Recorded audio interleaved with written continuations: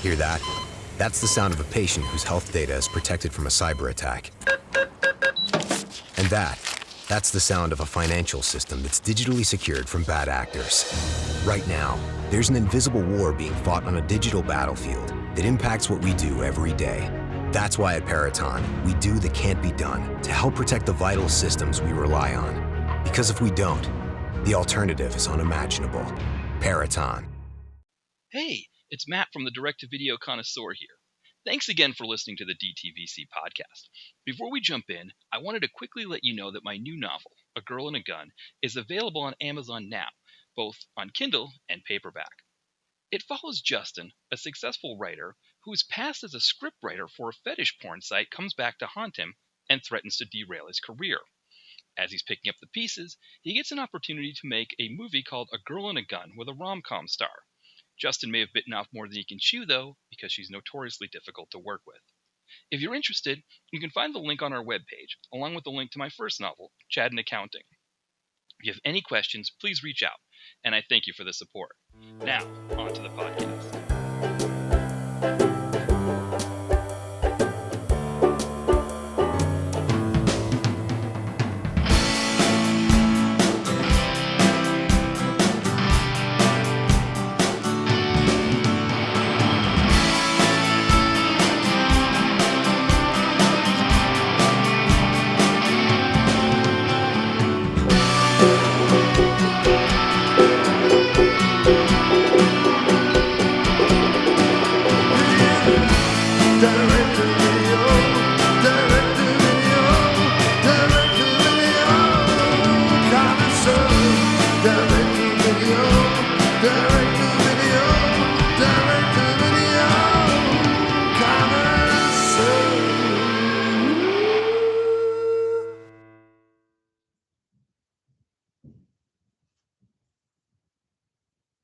Hey everyone, welcome back to the Direct-to-Video Connoisseur podcast. As always, this is Matt here, and I am joined this week by a very special guest who's been on the show one other time before. I have Richard Hawes from DTV Digest. Welcome back, Richard.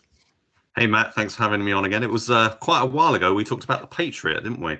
Yes, yeah, and it's one of these problems. I ran into this problem last year where I just sort of let the podcast lapse a bit, and I think the only episodes I was doing was pretty much just, every once in a while doing one with Ty and Brett because I talk with Ty and but I've been meaning to kind of get back into it, and so I was like, okay, well now let's get everybody back on who'd been on before, and I think it was great that you were able to come on, and I think we've got a really great topic here tonight. Yeah, I agree. I think it's going to be a good one. Yeah, and I think the idea was, with the podcast that you guys do at DTV Digest, which I enjoy listening to. I try to catch it every time it's on. Do you guys go weekly, or is it not quite weekly? We try to do it weekly, yeah. Yeah. Sometimes 2 shows a week. Yeah, that's right, because you also do the shorts episodes sometimes. Yes. Yeah, that's one piece that I really like too, because I think short films are something that don't always get a lot of publicity, or they don't get a lot of run because they tend not to be on streaming service. I mean, I guess that they'll be on YouTube from time to time, but I love that your show gives those attention in addition to feature-length films. Yeah, thanks. That's quite a passion of mine to, sort of delve in and discover and talk about some of the films that we find on YouTube or Vimeo or a streaming service or whatever that some people just might not know about. I mean, they generally, if they get included in like an anthology series or something, or an anthology film, they can sometimes get a higher profile. But otherwise, it's just if they either play festivals and then they take a long time to come online, and that's when they sort of get more public viewings, or sometimes they just only play festivals, and so that's where they kind of build their profile. And it's only really, if we're lucky enough they turn up online, that we're able to sort of promote them a bit more. Because there's some absolutely fantastic stuff out there, some really talented people, some of whom are very successful already. For example, stunt people who are working on Shang-Chi and all that kind of stuff, and then doing their own projects, and then other people that sort of on their way up. And there's some I mean, I do a Twitter feed where I put out a short film link, as you're aware of, because I know you retweet some of the stuff that we do.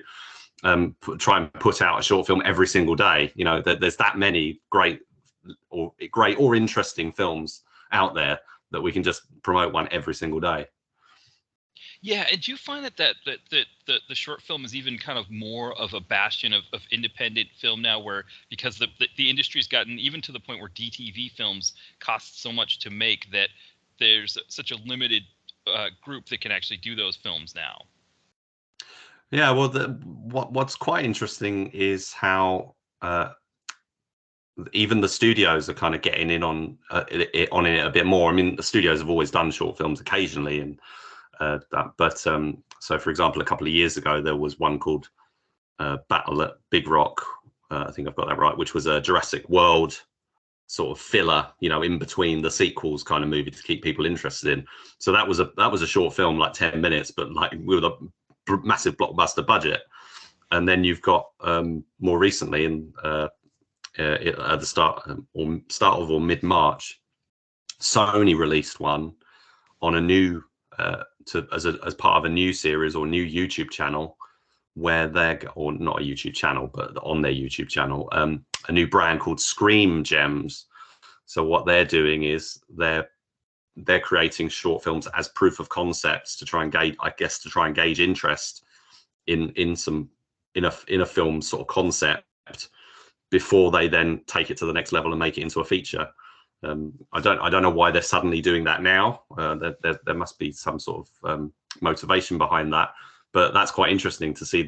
You turn on YouTube and you put a short film on, and it starts with the Sony logo and everything, and it's got a really long crawl that shows all these how many people have been involved in the films and stuff. And the other ones we watched, the other side is just like 2 or 3 people, have made a film. Or there's one called Hell Creek, which we watched recently, which was a guy running basically a dinosaur movie, but made by one guy. He's in it, or not. He might have he's worked with a couple of people, but basically he conceived it, wrote it, starred in it, created all the visual effects of the dinosaur and everything. It's just a phenomenal job, and a lot of these guys do that sort of thing as to sort of prove themselves, create proof of concepts and stuff, and get things out there to show people, like calling cards. And sometimes it leads to work, and sometimes it doesn't. But if they're not, successful in terms of getting them work, I think it's really important for them to be seen as pieces of entertainment in their own right. Yeah, that's a really good point, because I think, for me, I think one of the more famous, and one that I keep bringing up lately, because there's a new Batman movie out, and of course one of my favorite short films of all time and favorite renditions of Batman is Batman Dead End. Yeah, I thought you were going to say that one. Yeah, exactly. And what's interesting about that, I think that's a similar idea. Sandy Cholera, who made that. Again, it was an idea of a proof of, I guess in his case, maybe not proof of concept, but a proof of ability to make films. And there was a documentary that I think it's called Behind the Mask. Behind the Mask, that goes into the kind of what happened in the aftermath of that. And I don't remember exactly what it was, but I think kind of what happened was the buzz that Sandy Cholera got behind that movie almost made him decide to be, he was maybe in his mind too big for Hollywood, or like he wasn't going to do the kind of projects that, the Wachowskis before they did the Matrix movies, they did Bound, just to kind of show that they could make a movie to the studios.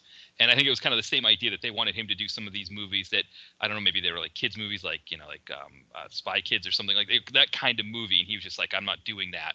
And it seems like suddenly like the offers dried up for him in terms of making movies. But I think it's that idea that if he could make this short film really good, then the studios would want him to do something bigger. Yeah, and I think a lot of people are trying, and especially with the fan films, that's a whole other side of short film, because you get the feature length fan films as well, but the short fan films are a thing unto themselves, and some of them, they really go to town. I mean, especially with things like Kickstarter and that, the crowdfunding's changed things completely, because they can get a lot more support and budgets outside the studio system, so to make something that's practically blockbuster quality. And a couple of good examples being from the Star Wars short films, Kenobi, which is really, really impressive, and Star Wars Origins, which is a kind of mashup between the Star Wars universe and the Indiana Jones universe. It's a really clever, sort of whimsical, quite idea, and it's just got really good visual effects and good performances and stuff. And on the other side, you've got things like Marvel properties and other comic book stuff. So there's one called Marvel, I think it's called Marvel Zombies, and there was another one, a sequel. I think it's the sequel. Marvel Zombies versus the Evil Dead. So they're bringing all these characters in. So you've got like zombie versions of Wolverine, and then you've got somebody playing Ash from Evil Dead and stuff like that. But all very well done. It's like really high standard stuff, and there's stuff at the bottom, the other end too. The sort of the real there is the amateurish stuff that doesn't quite come off. But even some of that is really worth exploring, just to see what they've tried to do, and some of the interesting ideas and takes on it that you wouldn't get from a major studio release. So there was a Miles Morales Spider-Man short film recently, which I didn't think was fantastic, but it was not. But it was novel. It was interesting, and that is often, as with most DTV stuff in general. It doesn't have to be perfect to be interesting and worth your time. Yeah, that's a good point you make too, with the fanfic ones based on like Marvel properties or other kind of like Star Wars properties, where you couldn't make a feature length Star Wars movie on your own because of course Disney, LucasArts, they'd come down on you for that. And but I think to some extent maybe they do come down on some of the fanfic ones if they start to generate. I think I imagine, I don't know if maybe they're allowed to monetize on YouTube and things like that because of the property, but we at least get to see things that are done with these characters and these, that like you said, like the major studios might not do. They're looking to make something that's going to generate $1 billion worldwide or whatever, and they're not as concerned necessarily about what the fans of, like, say, for example, Spider-Man, like the core Spider-Man fans are interested in. They're thinking of like, what's the casual person who only knows Spider-Man from maybe like, growing up and seeing the cartoons and seeing things like that, and just want to see a really great action movie and something that's really big on the big screen, but don't really care so much about Spider-Man in particular and those kinds of aspects of it. Yeah. And in terms of feature length fan films, the one sort of subgenre, as it were, of those is the slasher movies, like Friday the 13th. There's like tons of feature length Friday the 13th, unofficial sequels out there on YouTube of varying quality. One of which was, some of them they get in the stars of the older films. They bring them back and they sort of take the stories from, like, they look at one of their favorite sequels and then they decide what they want to do with it after that. And there was a Friday the 13th Part 6 follow-up called Friday the 13th Vengeance, which is such good quality in my eyes that it stands completely on the same level as any studio released version. I just thought they did an absolutely fantastic job on that one. And there's a sequel to that one due out, which I'm eagerly awaiting. But in terms of also in Halloween, there was one called The Haddonfield Nightmare, which is a follow-up to H20 or H2O, however you want to call it, which not as good, but it was also quite interesting. But yeah, I think they can't monetize them because they're property. They can't be seen to be making money off them, although they do often have their crowdfunding initiatives, and they sell the DVDs and stuff like that. But I assume that has to be on a not profit basis that they can do that stuff.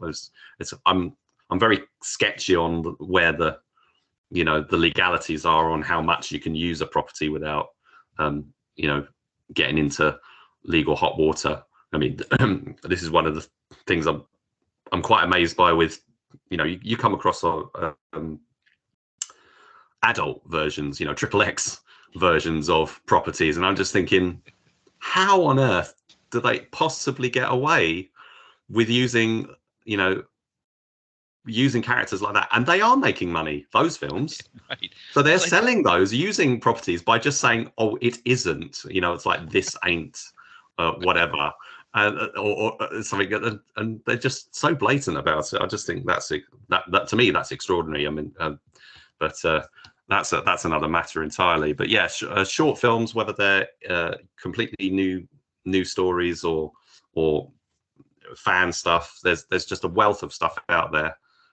We try to talk about it on the DTV Digest and our spin-off show Short Shots as much as we can, but there's a lot of other great people out there promoting stuff like Film Combat Syndicate. I take my hat off to them. They're always on the ball with really great action shorts. And First Showing website, they're I think his name's Alex over there, has a lot of really good tips as well. So so just if any listeners out there who are maybe a bit shy of investing the time in a short film, I say just go for it. Just pick a handful and give it a go. Yeah, and the thing about short films too nowadays is that with the different media that you can watch them in, I mean, yes, maybe watching a movie on your phone is not the best thing, but you could also kind of get a sense of it on your phone if you're, say, commuting or something like that. And then with all the different ways that you can cast things to your television set nowadays, it's like you can sort of sample them while you're waiting, or and then put them on your TV later and see them in the big screen that way. So it's one thing that's kind of cool that I do kind of like about that. And of course, with everything being so on demand nowadays, that sometimes people like people don't usually watch TV programs as like appointment viewing anymore. So it's kind of like you could fit in short films in between TV shows and things like that, and not feel like you're going to miss your TV show if it starts at a certain time. Yeah, absolutely. I mean, everything I watch is basically on demand. I don't watch anything that's apart from the news. Yeah. I'll turn on the news and play that live, but that's basically it. That's the way it is now. It's all and it's all via Wi-Fi. I don't use I don't have satellite television or cable or anything. So everything I've got is through a little box. I mean, some of smart TVs and stuff. I haven't got a smart TV, but it's basically I've got the little set-top box or whatever that's connected to my Wi-Fi, and I just stream everything through that. Or if I can't get it on that because because that's based on apps, I just plug the old HDMI cable into my laptop to be able to watch something. But watching something like YouTube is really easy, and even Vimeo, Vimeo's on.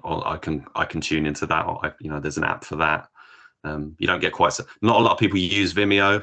I think that's probably because of the monetization thing. Is just there doesn't seem to be the level of advertising on there, but on YouTube, everyone's using that. That's like the main one, and I do pay for the premium service so that I don't get the advert interruptions, which is good for films like the ones we're going to be talking about tonight, because on YouTube they are just flooded with adverts. As I've been told by my friend of mine, there's just absolutely tons of them. So which luckily I didn't have to experience.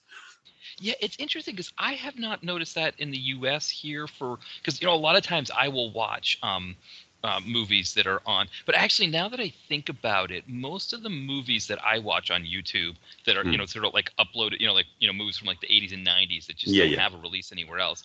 A lot of times those aren't monetized, which again I think that's a way that they get around the copyright issues. Is if they're not monetized and somebody's not actively out there pushing the copyright enforcement. So I don't know, like for example, companies like Vinegar Syndrome who put out Blu-rays, if they go out and say, oh, we don't want, because I mean the quality of the VHS rip on YouTube is so vastly inferior to a Blu-ray that maybe they don't care. But I think there might be companies out there that do kind of push their copyright. They'll kind of push to get movies removed, but a lot of those like the 80s and 90s Philippine action films, that kind of stuff you can find on there. Even a lot of PM Entertainment flicks too. Yeah, I think that's a lot of that is, like you say, that's like fans or enthusiasts trying to share a film not with the intention of trying to make some money out of it, just to share that piece of film, to share it, to make it available, not wishing to sort of violate anything. On the other side, it can be very difficult to identify sometimes what's what's legit and what isn't, and what's appropriate and what there's a whole ethical sort of dilemma to some of that. But even the ones that are put out legitimately, or seem to be, because if you look into the you follow the certain channels and you go into the About Us and they sort of give you some information, you can look them up, you can pretty much verify that their company is looking to make money, and so they've probably obtained the film relatively kosher, if not completely. So I watched the Ron Marchini film Karate Raider on one of these YouTube channels a week or so ago, and while I have no doubt that it was uploaded legitimately, the attention to the quality of the film it left something to be desired, because it was I think it was like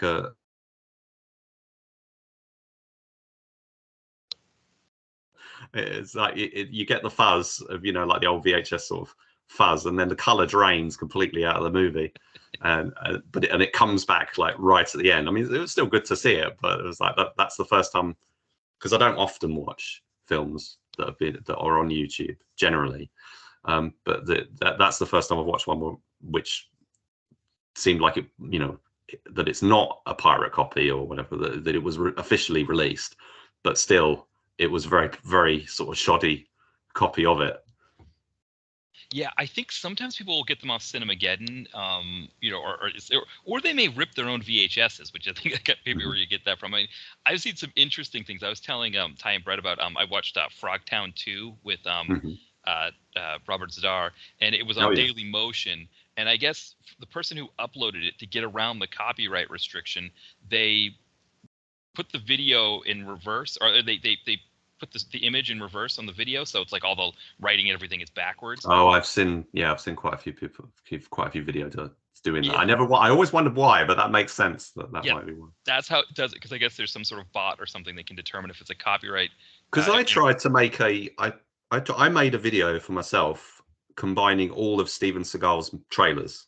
Yeah. And it was like, and I tried to upload that to YouTube, and it got like copyrighted like straight away. Yeah. And I was thinking, how do they know? It's like, how do I mean, the technology must be extraordinary. So if I can upload that and it's like, no way, not a chance.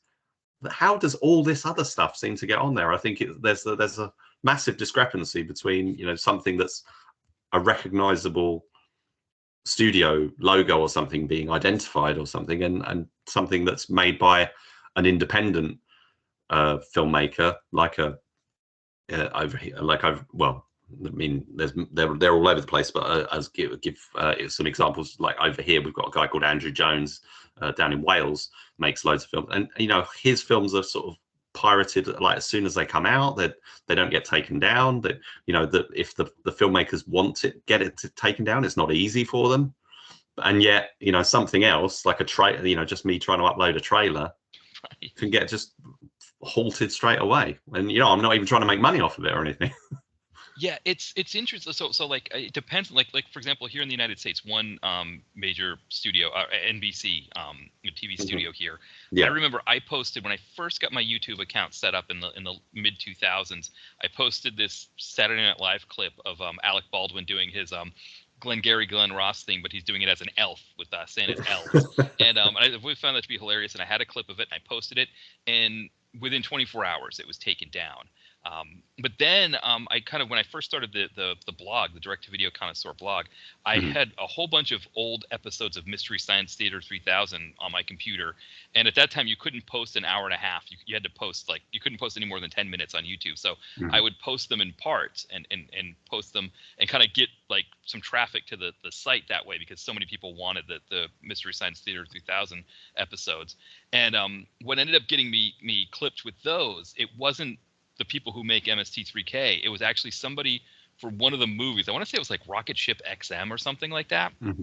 they filed a copyright claim, and that's what got it taken down. And then I think I got a third strike. Like, I currently have a DTV Connoisseur YouTube account that I use, but my personal, Google has been canceled because of too many copyright. I had 3 copyright infringement issues, and so I think the third one I posted, I think it was like a clip from Friday the 13th, what we were talking about, and I posted it on YouTube, and then I was like linking it to my blog, and that was it. That was my last copyright infringement. So yeah, I think it depends on if you've got the clout of a big studio, you can get anything removed on there. But if you're just like an independent, it's like a whole process of probably proving that it's your copyrighted material. Well, yeah. Now what's interesting about the films we're going to talk about here actually is that in the United States, we have a streaming service called Tubi that is not available in England. And both of these films that we're going to talk about, Total Force and then the sequel, Total Force 2 or Absolute Force, they're both on Tubi. So I was able to watch them. There is some commercial interruption, but it's not really that obtrusive compared to what it sounded like Steven was saying he was dealing with Absolute Force. Yeah, we hadn't had those. We hadn't had either of the films available in the UK until recently on YouTube. Absolute Force turned up first, and then I found a bootleg of Total Force and watched that on first, so I could watch them back to back. And then like a related channel, completely different channel, but must be owned by the same company that runs the other one. That's because they're like a whole network thing.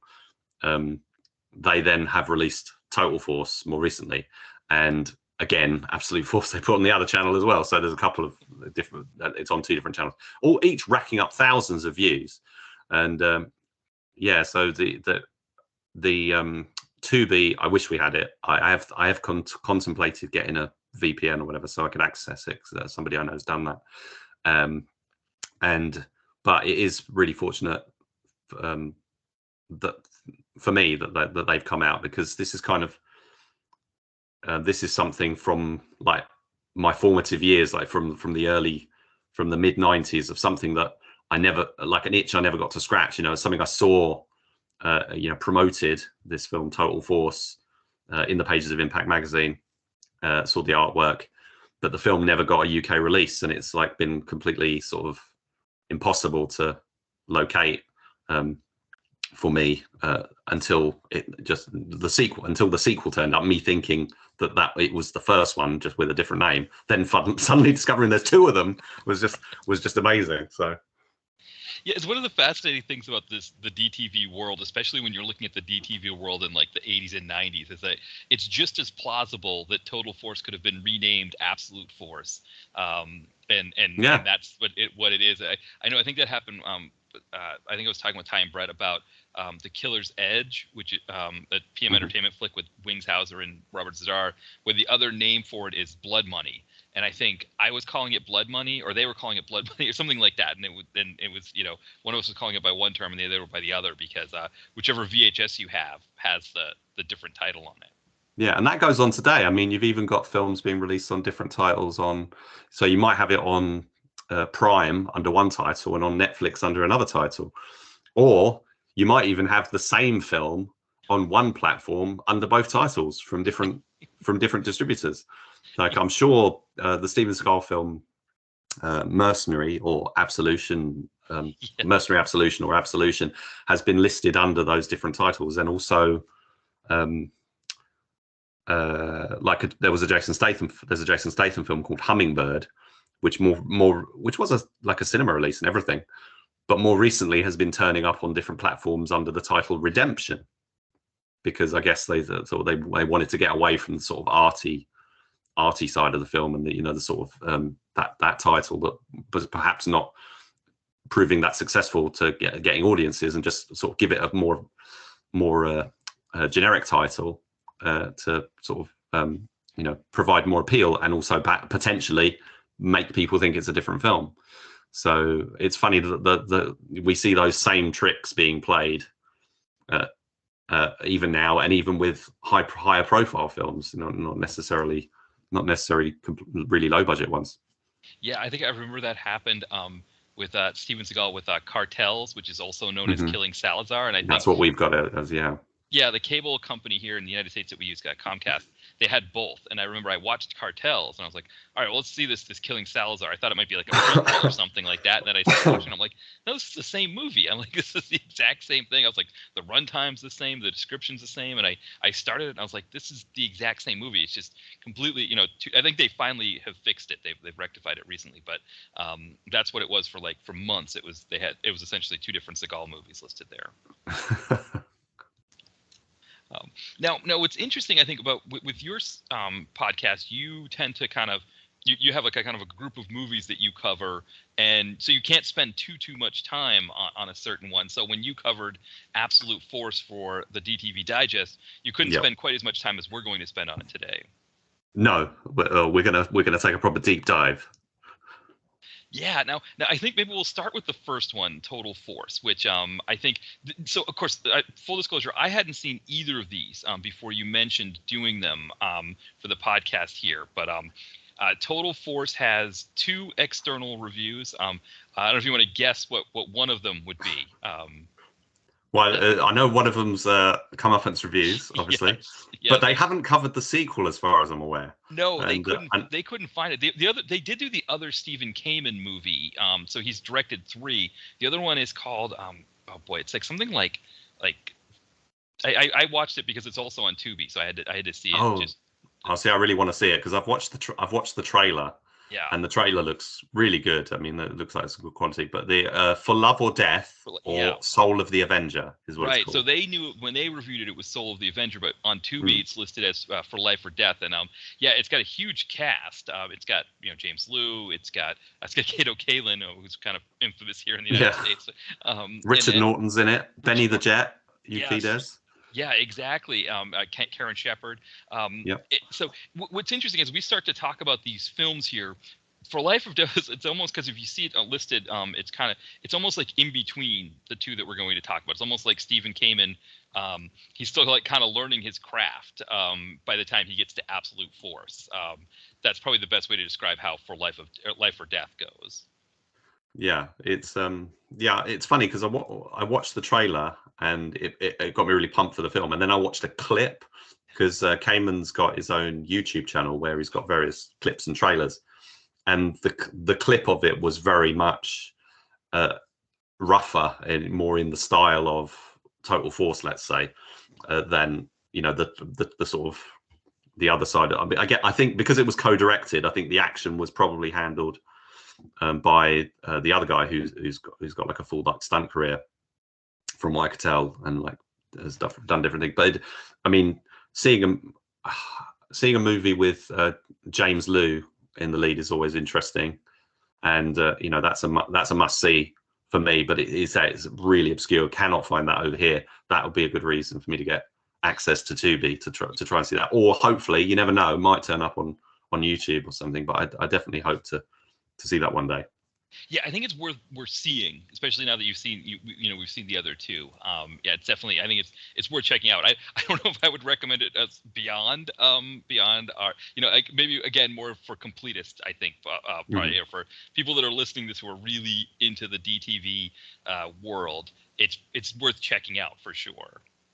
Yeah, the guy because it's in that movie, James Liu, I think, is only in like the beginning part, and then it's kind of a reincarnation story. Yeah, it's very Ninja 3 domination.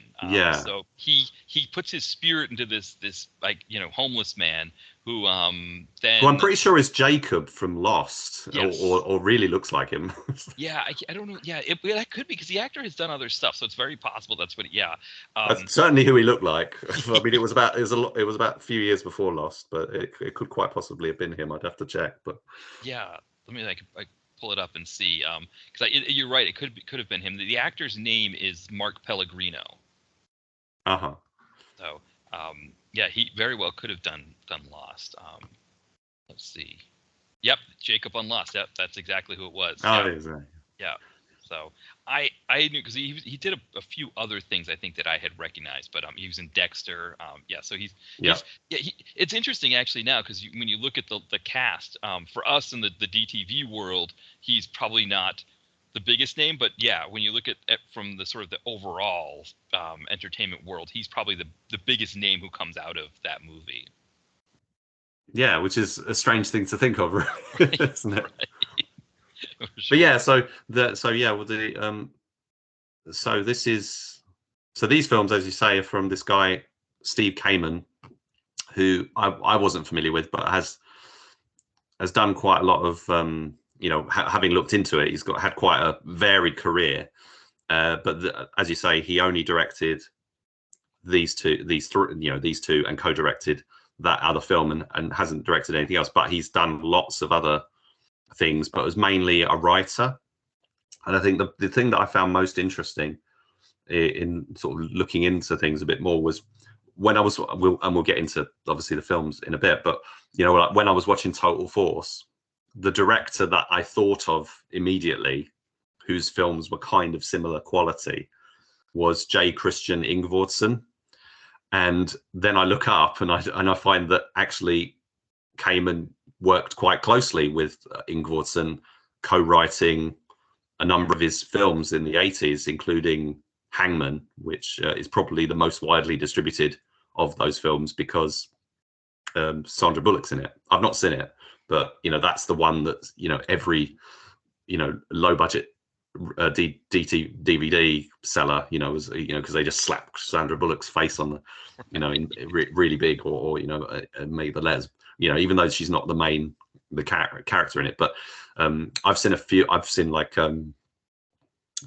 Strike Force with Frank Zagarino, and that was very low budget. That had a really good cast as well. But I think what's his name, Billy Drago and stuff, I think was in it. I don't know. It's been a very long time. I got it on a video CD because again, it was never released in the UK. But yeah, his films, I've not seen many of them, but the ones I have seen have been on the very much on the sort of lower budget, sort of rough around the edges side. And I think Kamen's directorial style seems to be very in that vein. If anybody is, because if you're going to be familiar with anyone, Ingvardsson's work is probably going to be the one you're more familiar with because he's made lots of movies. Even if you don't know his name, you've probably seen something that he's done if you watch DTV movies. And he's done films like the Air Boss series with Zagarino as well, which again never released over here. I really want to see him. I'd love to see that whole series, but not available. That's weird. So yeah, and the other thing too with Kamen is he worked as cinematographer on some of these Kamen movies or these Ingvarsson movies. So that's probably too also where that style comes. I didn't even think of that in terms of a style match, but it does make a lot of sense. And yeah, Ingvarsson, he's I think you're right. I think people might not know who he is, but if you look through his IMDb bio, you'd know who he is. Like you'd see. Definitely the Air Boss movies with Zagarino, and I think Blue Vengeance is one. Like you said, Hangman is probably the one that he actually worked with Sandra Bullock, so kind of the one that people would know the most. Shock Troop's another one. I think that's another one that. It's Danny Aiello, that one, wasn't it? Yeah, and I think that's one that Kamen co-wrote as well. It's another one of his. So it's interesting, where someone like a Kamen kind of, sort of breaks off. He kind of starts, probably working, as a DP or cinematographer for Ingvarsson, and then I guess the bug bit him where he had his movie and his story he wanted to tell, and it feels like there's a movie and story that he wanted to tell here with Total Force. Yeah, well, the other thing is, in sort of terms of these ties to, sort of quite key, notable figures in the world of, low budget genre films. He started out with Lloyd Kaufman. He worked on Squeeze Play in 1979. That's where he started his career, and he ended up, funnily, I don't think it's by accident, but he wrote a film for Ingvarsson called I think it was called Firehouse, which was kind of like Squeeze Play but set in the fire department, kind of thing. It's kind of basically the similar kind of sex comedy concept of it. I haven't watched either of the films, but they do seem quite similar, and I think that might be quite intentional. But yeah, so he started out with Lloyd Kaufman, so he got involved with Ingvardsson, sort of working with some other people, then gets the chance to sort of make these films, and he conceives Total Force, and pulls together quite an impressive cast for his debut. Yeah, I think that's the most. So there's two really things that stand out for me with Total Force. As we kind of get stuck in and start talking about it, that before I start watching it, is the cast in particular. You've got Timothy Bottoms in Total Force, who people probably know mostly here mostly know as the guy who played George W. Bush on the That's My Bush TV show. But that's he's playing kind of the main sort of guy, but also we've got the baddie in Richard Lynch, who's great. Robert Zadar has a very small part, but he's there as well. So like you said, and of course Frank Stallone. I almost forgot Frank Stallone. We can't forget him when talking about who was in the cast. Absolutely not. No. Yeah. So at least, and I think sometimes with the lower budget 80s, 90s movies, and this one is interesting too, because we're getting to 1996, and I think just sort of thinking of the overall, great sort of action era of the late 80s into the early 90s. 96 is where you still get some really quality movies. I think Recoil was 96. I think The Sweeper with C. Thomas Howell, that might have been around that time as well. So you still get some good movies. We don't quite get the into the 2000s where it drops off some. And so this movie kind of comes in on that tail wave there. Yeah, and it's also it's using a lot of those familiar the mission kind of movie, the Delta Force-ish kind of thing that was kind of it kind of went out of vogue, but it was still kind of popular, or still being used in DTV. So Operation Delta Force and stuff was all sort of happening around the same time, but obviously they made like 6 of those. But but also like Ingvardsson's, say, doing his Strike Zone and everything, those sort of team ensemble films, and even on TV, or over here it was on video, like Assault on Devil's Island with Hulk Hogan and Carl Weathers. This was quite a popular theme, and that was say popularized in the 80s, but still very a very simple concept that they can sort of develop, that they know people are gonna go for, and throw a generic title like Total Force at it. It's like exactly what you're gonna get.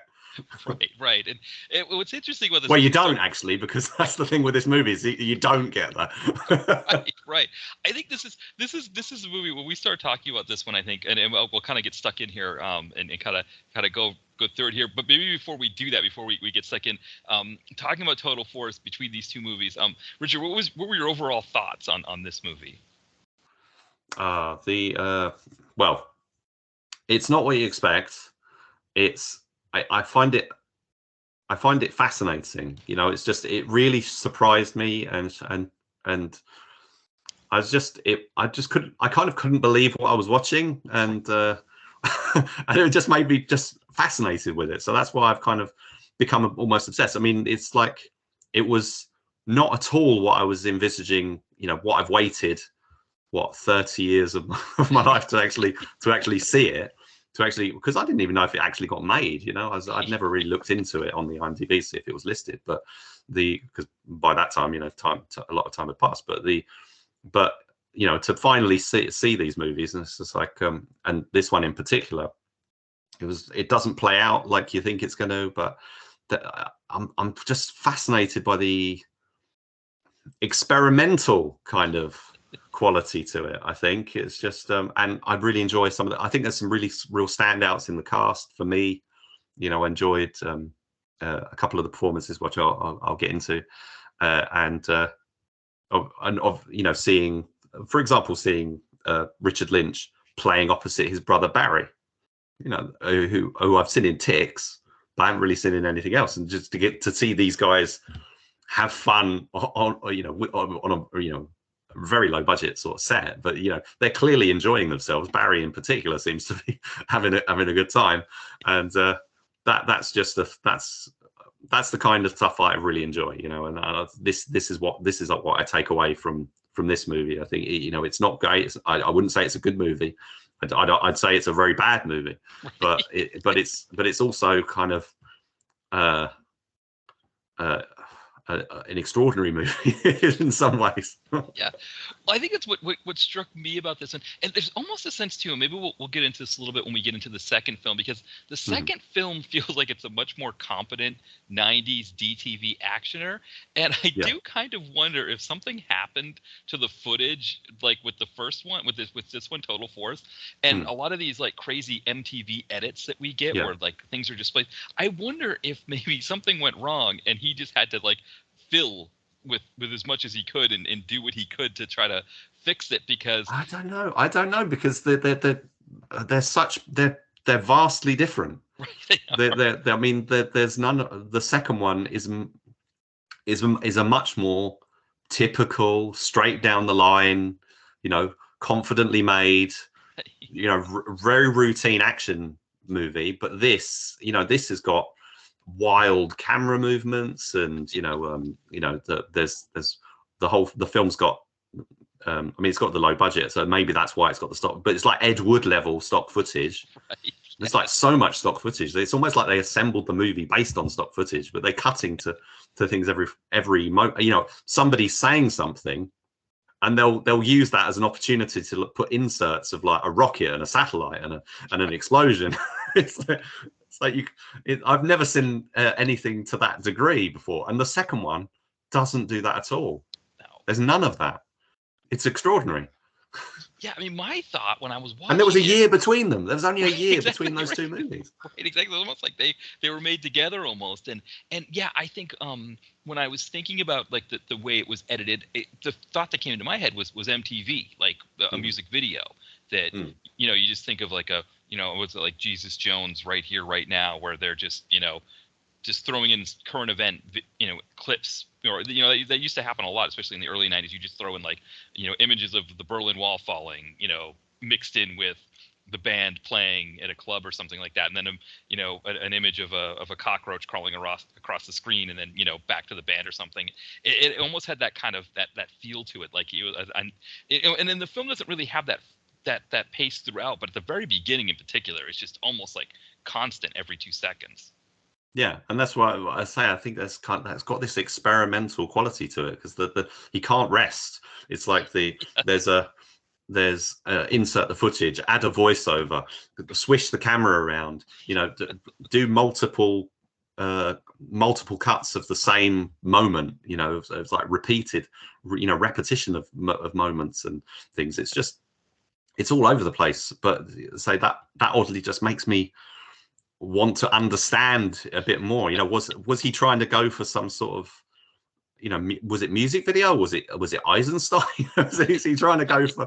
Is it like I've been working up to making my debut, and I want to just really go to town and just make this something completely different. And I think if that was the case, I mean, he definitely achieved it, because I've never seen an action film like this. With all the low angles and stuff. And now, I recommended this film to Rob Hill, who wrote the book The Bad Movie Bible, and he watched it and he said, I couldn't understand all the low angles and everything and whatever. And then I looked into the credits and saw that the guy had worked in pornography. so he understood that maybe that was kind of where this was coming from, that he was using some of those or influence. I mean, the director and the cinematographer of this film, that they're both cinematographers, so they've got they're both sort of working together to create this kind of unusual aesthetic of trying to overcompensating for their lack of a budget by just doing these wild camera angles and stuff. That, I mean, it doesn't make the action easy to follow, but it's but it's still kind of easier to follow than some like Michael Bay movies. It's kind of odd, really. It is. It's really fascinating. Well, why don't we'll kind of go through kind of a bit of a synopsis of it, and we'll kind of break it down a bit and kind of see. I mean, the basic premise of the idea is that Richard Lynch works for, I guess, what is supposed to be a Defense Department contractor, except that I don't think Stephen Kamen understood the full concept of Defense Department contractor, because there's also a sense that Richard Lynch works for the government in the military, designing weapons. So it's like he works for a company that yet is being controlled by the military. So it's kind of an odd thing, but the idea is he creates this device called the Neurolator, which is using GPS, which they put in parentheses, global positioning. Was it global positioning satellite? To target. What you could do with this Neurolator is you could target an enemy and essentially scramble their brain so that they will then be a zombie that has extreme fighting skills and can just take out his comrades. And so it's a great way, for example, to infiltrate a bunker, because if the bunker is completely fortified, you could just target somebody in that bunker and just cause havoc in there. So they're in his facility. It's like a rage kind of thing. Is it like the Gary Daniels film, The Rage, right. Where they were doing experiments. It's the old mad scientist super soldiers plot, basically, variation on that. But they'd, instead of taking a bunch of people and injecting them or whatever, they're literally just pointing it at literally anyone they want to, and then turning them into these kind of ravenous zombie type creatures. One of whom is I don't know if Robert Zadar becomes one or he's a victim of one, because I think he's one of the ones that he's like the test case. They're like, we're going to put this guy up against you're going to put this regular person who's under the Neurolator, we're going to put him up against Robert Zadar and see if he can take him out, and I think he does, so because that's quite a quick bit of the film. But that's like they're doing the I can't remember what the demonstration. Yeah. They're doing the demonstration to the Admiral, played by Sal Landy from Extra 3, and that's mainly what I know him from anyway. But he's done loads of other stuff. But that's another great name who's in the movie. But so they're doing the demonstration to him and the senator, who's the guy played by Barry Lynch, to kind of impress them and get the funding and whatever. And there's all these. It's all about the political goings on sort of around it, really, for the first part. There's not a lot of the involvement of Total Force until quite late in the story. But at this point, at the beginning, they're just it's Richard Lynch giving his monologue, lots of stock footage, and then doing the demonstration, and then the kind of the main plot kicks off when one of the lab assistants goes home and stuff goes down.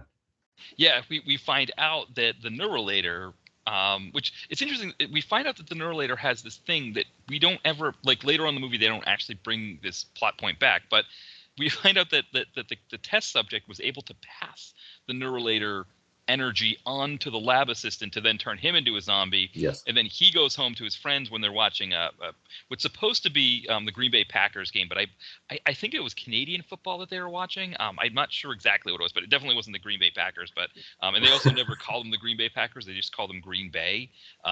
So that as a way to avoid getting sued by the NFL, I guess, for not having the rights to doing that. But he infects his friends with the Neurolator, and they all turn into these ravenous zombie angry types, and that's when Total Force is called in. Timothy Bottoms and his and they're apparently, I guess, like a cleaning crew, sort of, they go in and do the dirty work, the Black Ops kind of thing.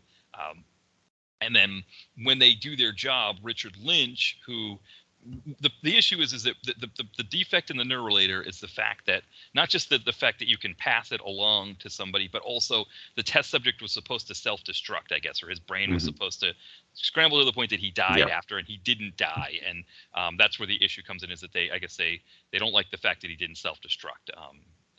That was the issue. And so the government is taking over the project from Richard Lynch and sort of demoting him to something like, I don't know exactly what it is, which again doesn't make any sense that he's a Defense Department contractor who can be demoted. But again, those details, we don't have to worry so much about that.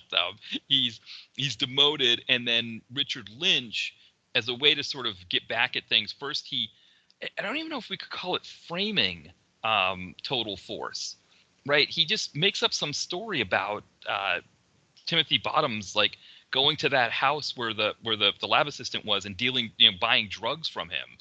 and it's like this really kind of flimsy story, and Richard Lynch does not seem like the most forthright character, yet Sal Landy believes this story and says to Timothy Bottoms and his group, yeah, you guys are done, you're fired, because I believe this story with no proof at all.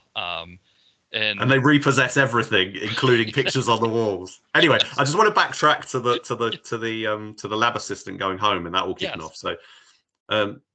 So, Wellington, played by Richard Lynch, he gets his guys to do a video call to the lab assistant, and coincidentally, as soon as the lab assistant gets home and turns on the video call, that's when it all starts to go down. I thought it was really weird. The lab assistant goes home, and instantly he's like, the house is like so rowdy and loud with rock music. So I was like, it doesn't seem remotely realistic that a lab assistant would be living in an environment like this.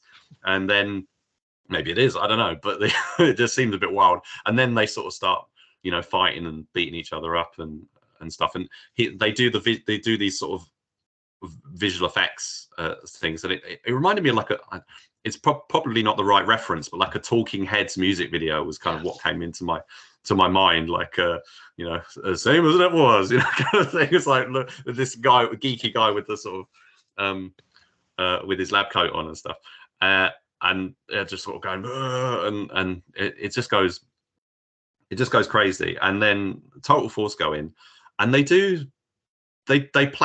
add in this comedy stuff of, oh, I want to watch the game, and he's trying to sit down and watch the game, and then one of the team is like trying to beat this zombified character down, and he just won't go down. So he's like literally hitting him for like 2 minutes or whatever, and they're like, "Come on, I'm trying to watch the game here," or something. What's the score? And oh no, before they go in, he's like, "What's the score?" And they say, "Oh, we're losing," or something, and he goes, "Well, now I'm really mad," or something. It's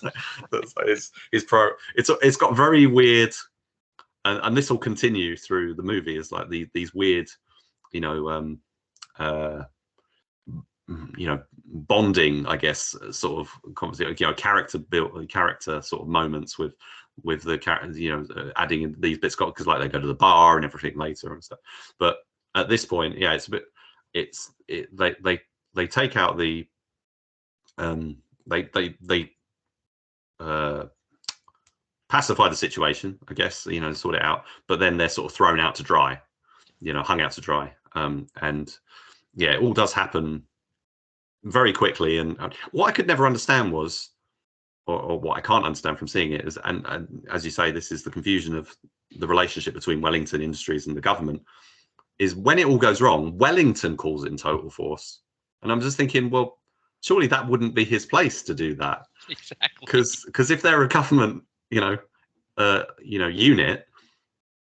he has no authority over them, surely. So it was more like, oh, are they his independent contractors or something? A bit like, Jennings in On Deadly Ground calls in, Ali Ermey and whatever, and to go after Seagal. Is he hiring these mercenaries and stuff? It's like, no, they're working for the government, but he somehow has the clout to do that.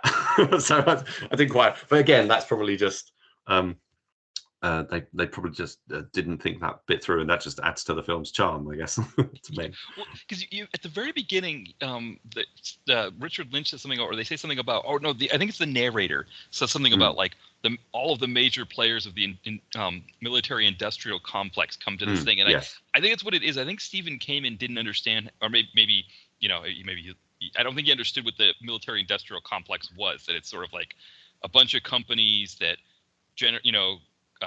make money by selling weapons to the U.S. so that or whatever company, I think it's Eisenhower was strictly talking about the U.S. and sort of then a need to go to war to sort of pay for, to make more money by buying more weapons and all of that. And I think he was thinking of it as his actual complex, where it was like a whole building where all of these people are housed in there, and some of them are making weapons, some of them are the government or something. And yeah, like you said, that means that because they're part of the complex in Stephen Kamen's mind, that meant that Richard Lynch could hire a government special ops team to go take care of some issue for him. But yet, by the same token, right, he didn't have the ability to put them on ice. He had to make up this story about the drug dealing in order to get the Admiral Sal Landy to put them on ice.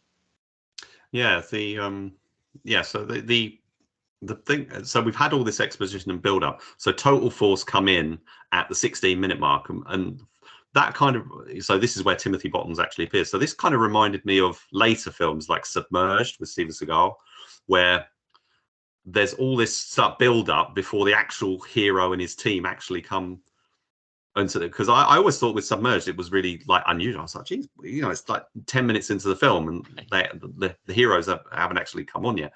But no, it's happened before, and maybe this isn't the only example, but it's like we don't actually get Total Force on screen until 16 minutes in, and then they get they do get the odd scenes, but then they're kind of out of it for quite a while again, really, which I found quite unusual. But so Timothy Bottoms Drake, John Drake, is basically kind of an alcoholic sort of character. He's very down on his luck and stuff, and so he spends a lot of the time kind of moping about and being a bit sad that his livelihood's being taken away from him, and having walking and talking sessions with his friends to sort of, and going to bars and stuff. He's not actually centrally involved in the plot. It's kind of at this point that it shifts over to being about Frank Stallone and his team.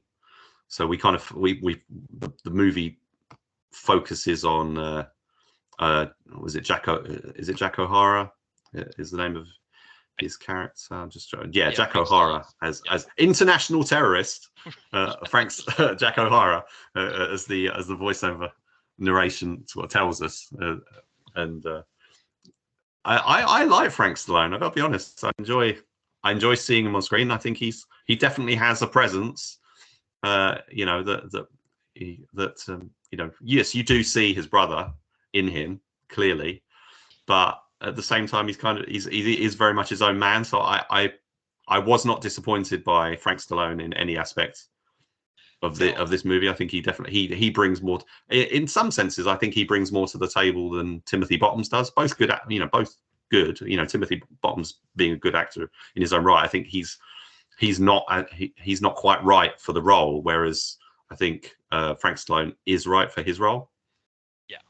Yeah. And so maybe to get a sense of sort of how we get Frank Stallone is that Sal Landy decides he's also taking over the Neuralator project from Richard Lynch. So Richard Lynch decides, well, what else would you do in a situation like that but hire a mercenary team to take it back from him?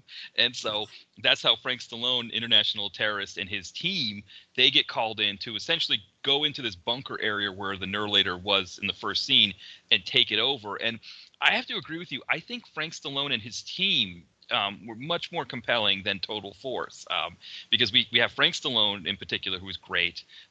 We also have Callista Carradine, David Carradine's daughter, who Yes. I really liked her in both this one, and she ends up coming up in the sequel. Yes. Oleg Taktarov was great. And then also Tom Bresnahan plays Spike, who's like the computer whiz guy in the group. They were really cool.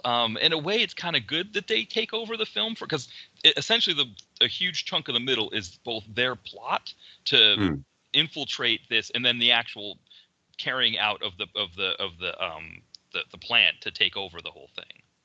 Yeah. That again, there's all these sort of comical moments that they have these sort of comical conversations, and there's a lot of scenes in this part of the film of Callista Carradine getting dressed up and sort of sauntering over to people and beating them up, or just sort of, or not even having to beat them up, and they just sort of swoon and let her pass, or whatever it is. But that there's a lot of that. I mean, it starts out with she goes to she goes to one of the houses. I can't remember what house it is or whatever. But they, after having a meeting with the guy who's like the middleman, who's organised them, she goes to. She pretends she's from this Mary J Cosmetics company, and it's like, it reminded me of the. Do you remember in Loaded Weapon 1 where you got Tim Curry doing the Wilderness Girls Right, yeah. scene, and she's like turning off and just like, oh yeah, of course, and they're just like, and the film. This is another aspect of the film. The supporting actors in the small roles are terrible, and they can't act at all. And so she's like, oh, I'm here to show you some. Oh, great. Oh shit. Oh, that's nice. Oh, that's nice to see the cosmetics or whatever. And they don't. The characters. I don't know if they weren't given a script or whatever, but it's like they don't really know what to say, and then they kind of just get beaten up and you know, they move on to the next one. But I've got to say, I'll say a bit more about this later. But Callista Carradine, who I had not seen before and didn't know, you know, I didn't even know David Carradine had a daughter at this point. I do, although I had heard years ago that he was making a. I remember hearing about him making a film where he was like shooting a scene every year with one of his children. I think that's what he was. I think that's a project that he was trying to do anyway, something like that. And I wasn't familiar with her, but I think she's got real presence and real talent in terms of, you know, she's got toughness and she's clearly trained. I don't think she's doubled a huge amount that I could tell in the movie, and I think she pulls off some really good kicks and stuff in it. And she reminded me a lot of Adrienne Barbeau, and yeah, she's definitely one of the main players. Oleg Taktarov, who this was his first film, it seems like they didn't really know what to do with him, so he doesn't have much to do. And maybe this is because of it, you know, experience. He hadn't done much yet. I mean, this was quite a few years before he would do the film. I think it was called 15 Minutes with Robert De Niro, which was probably the biggest film he did. But you know, and other stuff like Rollerball and stuff he turned up in. But in this one, he's literally just the muscle. He beats some people up and stuff, but that's basically it. You don't get much more. Whereas Callista Carradine kind of gets to have a lot of fun. You know, it goes to some like Famke Janssen and GoldenEye kind of places and stuff with. And this is all there from those first scenes. So this is about, I don't know, 20-25 minutes into the movie where this is all going on. All the while, you know, Total Force sort of in the background, getting drunk and sort of having brawls, basically. Right. And one thing I did want to mention too, so one of the things that Callista Carradine does is to help infiltrate this place. I guess there's a woman, that's what she's doing, the Mary Kay cosmetic thing, where the woman has a key card and she's going to steal that key card, and it's very like old Batman, the way she like knocks the woman out by using a spray bottle from the perfume. It's very much like like the Penguin or something in the Batman show. Well, and you know what, that's funny because the whole film is kind of shot like an old Batman. It is, yes, with the angles and the kind of the frenetic, and the moving around and everything. You're right, that's a good point. They just need to add some pows and zaps and stuff. You could have the zap when the neuralator gets used and stuff. You know? Right, exactly. Well, so now I guess we can kind of zip back, because one of the things I think with the team, Nick Frank Stallone's team, when they go in, that's kind of a big chunk of the movie is them infiltrating, right? Because it's part her, Callista Carradine. She now has the key card, so then she's kind of just using her feminine wiles to both get past doors, or if she needs to, incapacitating guards. Yeah, cause them to underestimate what she's capable of and stuff like that. Yeah. Yeah, and so she gets through, and then of course the rest of the team gets in, and they start, they take over the whole thing, and so now we've got lab people who are being held hostage. Richard Lynch decides now that they've got control of it, that he's saying, okay, well, I'm going to neuralate the entire city of LA if you don't, within the next half hour, to show you how much I mean business. But eventually, really, where I'm going to neuralate is the White House, and of course we find out too that, as is usually the case with these movies, it's an election year. And so the president, he wants this whole thing taken care of quickly because it's, of that. So, or am I And the thinking of the president's other? no good because he's like say, oh well, if it goes wrong, Drake can just take the fall. It's like poor, Drake is really put upon in this movie. Nobody's given him, none of the people around him are very good, including the president of the United States, it seems. So we get was it Wellington, Lynch, when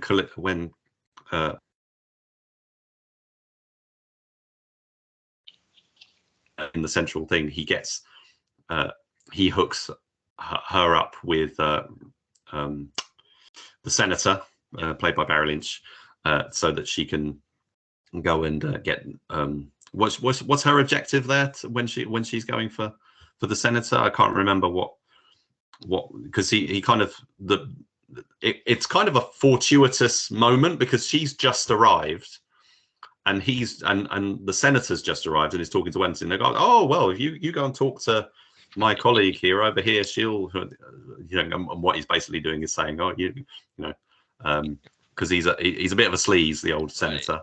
And so he just wants to get laid and stuff. So he's like, oh yeah, you go for it. But what is actually going to happen is he's going to get taken hostage. So I think she's trying to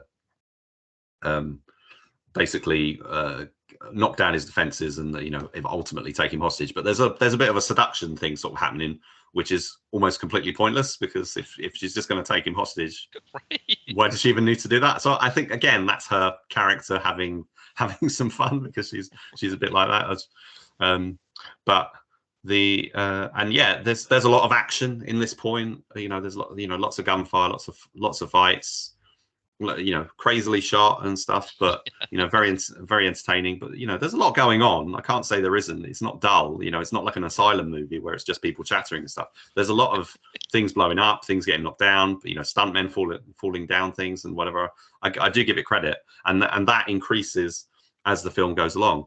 How comprehensible it is debatable. I think it's reasonably comprehensible. To what's actually happening with the action scenes, but it's kind of at the climax of that point. So the senator and as you say, Wellington is doing his Dr. Evil thing now, saying $1 billion or whatever, and trying to take back control and sort of going full Lex Luthor or with the situation, and we get this. This is the point where I want to mention the news report that comes on the TV, which is the example of Sal Landy has gone to Slade and said, we really need your help and whatever, and Slade's just got so nothing going on or whatever. He's just like, yeah, all right, then I'll do it. He's kind of this put upon hero, He's like, oh, you're gonna I know you're gonna stab me in the back again, but all right, I'll go in, I'll gather the team. I'll do it. And right. And they do this news report, which has got the again some of the worst acting. Yeah. It's hilarious. Yeah. Well, there's a thing happening at the facility. And she's clearly reading off of a cue card or trying to read off of a cue card. And she says at one point, she goes, this is live footage from above. And you see it says taped earlier on the screen, which is just absolutely amazing. And you're right. Like the guy who's the anchor is trying to do his best to do like his best news anchor. But even he also, it's like, I mean, part of it is like, I don't know how many movies have ever really properly done that kind of thing well to begin with. Where it's like you're pretending to do a news report, but you're making it seem natural. But yeah, the woman who was doing it, in a way, it almost has more charm. The fact that she is so off when she's doing it. That she's going, So I was like looking around. It's like they didn't do a second take. No, right. That's what I thought too. I was like, they didn't have enough time to do more takes with this. They were just like, we got to do it. This is it. Our shooting schedule is tough. And it's funny. I know Scott Adkins has talked about this when it comes to his action movies, that, and maybe this is just him making excuses for having poor dramatic performances in movies, but he says that the director will usually tell him that we don't have the time. We either need to use the time for the action scenes or we do extra takes. And so if you don't if you want extra takes, then we have to do less for the action. And that's why he says, like, some of his dramatic scenes aren't as good because he can't do more takes with them.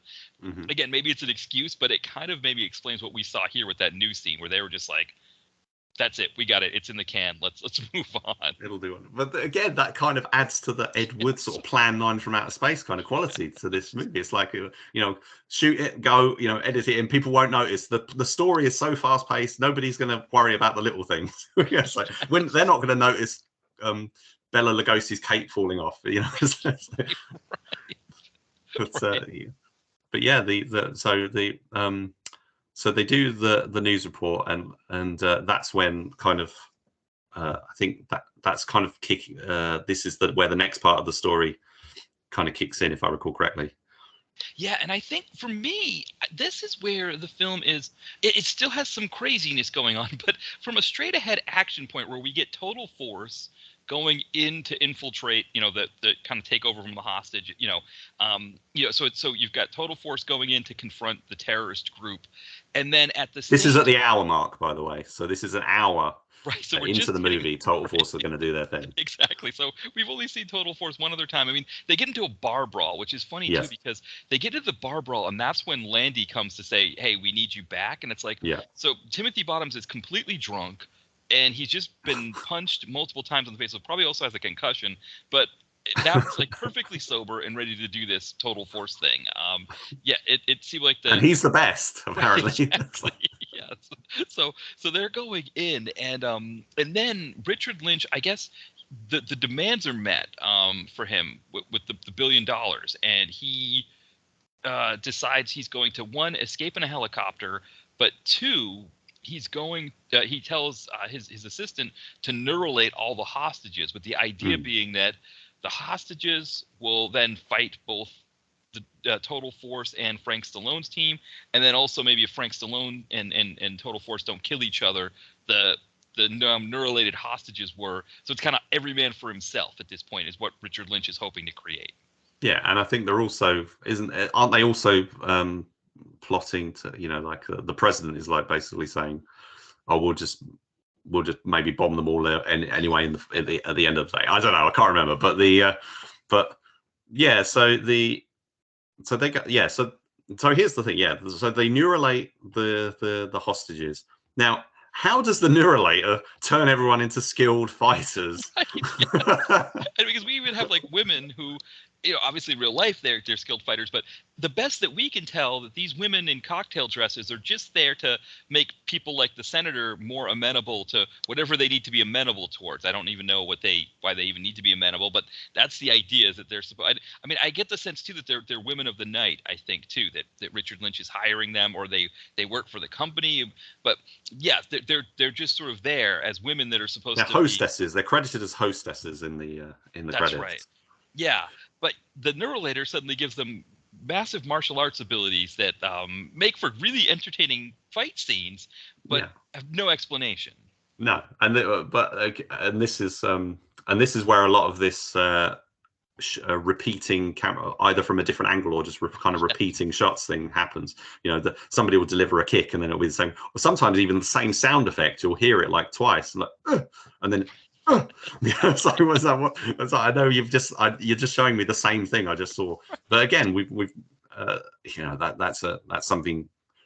Some people have done that better, like Jackie Chan, for example, has used the multiple angles thing, and also in like Steven Seagal's Kill Switch, where you see him, somebody gets thrown out of a window like 10 times, whether it's a massive overkill.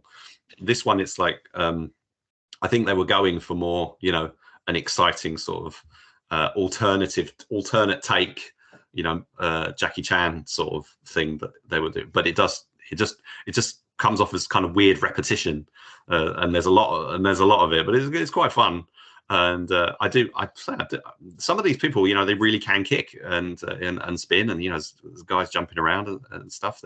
It's a bit like with this that other film that we haven't seen, for Life or Death, where you can see in the trailer that there's some really, really talented people. I mean, Benny DeJett's in there and stuff. So, and James Liu. So they've got some talented people involved in these things. It's just sometimes it's the way the way they've shot it and that. But even so, even though the fight scenes are not, you know, as good as they perhaps could be or whatever, I still find them really interesting and entertaining to watch, and not just in a bad way, in just like I just think this is quite fun. I'm enjoying seeing these kicks and stuff, you know. So you can actually see the camera's far enough away that you can see them doing the kick. It's not like a close up of a leg or something, you know. Do you know what I mean? Yeah, and I think this is what maybe kind of gets to with the Oleg Taktarov part, where I mean I think he was really, you know, the UFC was new at that time. I think he had just been in like in one like the year before or something, and I don't think they knew what to do with his skills, because he wasn't going to be doing like what Callista Carradine is doing, or some of the other actors and actresses in this, where they were really you know, practitioners of martial arts, that they could, you know, that it looked good on screen. You know, I think jiu-jitsu and judo. Nobody, and I don't even know necessarily how well people know how to use it now and currently, but I think that was the problem. Is I think they were excited to have Taktarov. I mean, he, you know, again, he was sort of the larger than life presence in the UFC films, and it's like, or the UFC events at that time. But yeah, I think that you know, it was a really cool thing. And the other thing too that they do is they start to kind of pair off the different teams to fight. And that's where we get one that I think you had mentioned in the DTV Digest was Callista Carradine, and I don't know the actor's name that she's paired with, but they start fighting and then I thought initially that it was not consensual. I thought that she had like bested him in the fight and was sort of taking advantage of the guy on Timothy Bottom's or Drake's team. But no, he's into it as well. And they actually start having sex after they were beating the crap out of each other. Yeah. I don't think I've ever seen anything like it. I mean, and it's not like full on, or, you know, it's quite well handled, actually. It's in all fairness, but it is very bizarre. But very in keeping with her character, but and I guess I could understand why the guy would sort of let his guard down, as it were. And but yeah, she's got like this kind of Black Widow spider kind of thing about her, I guess. And it's just so that's really novel. You've also got kind of you've got John Drake going after Spike, and you've got O'Hara.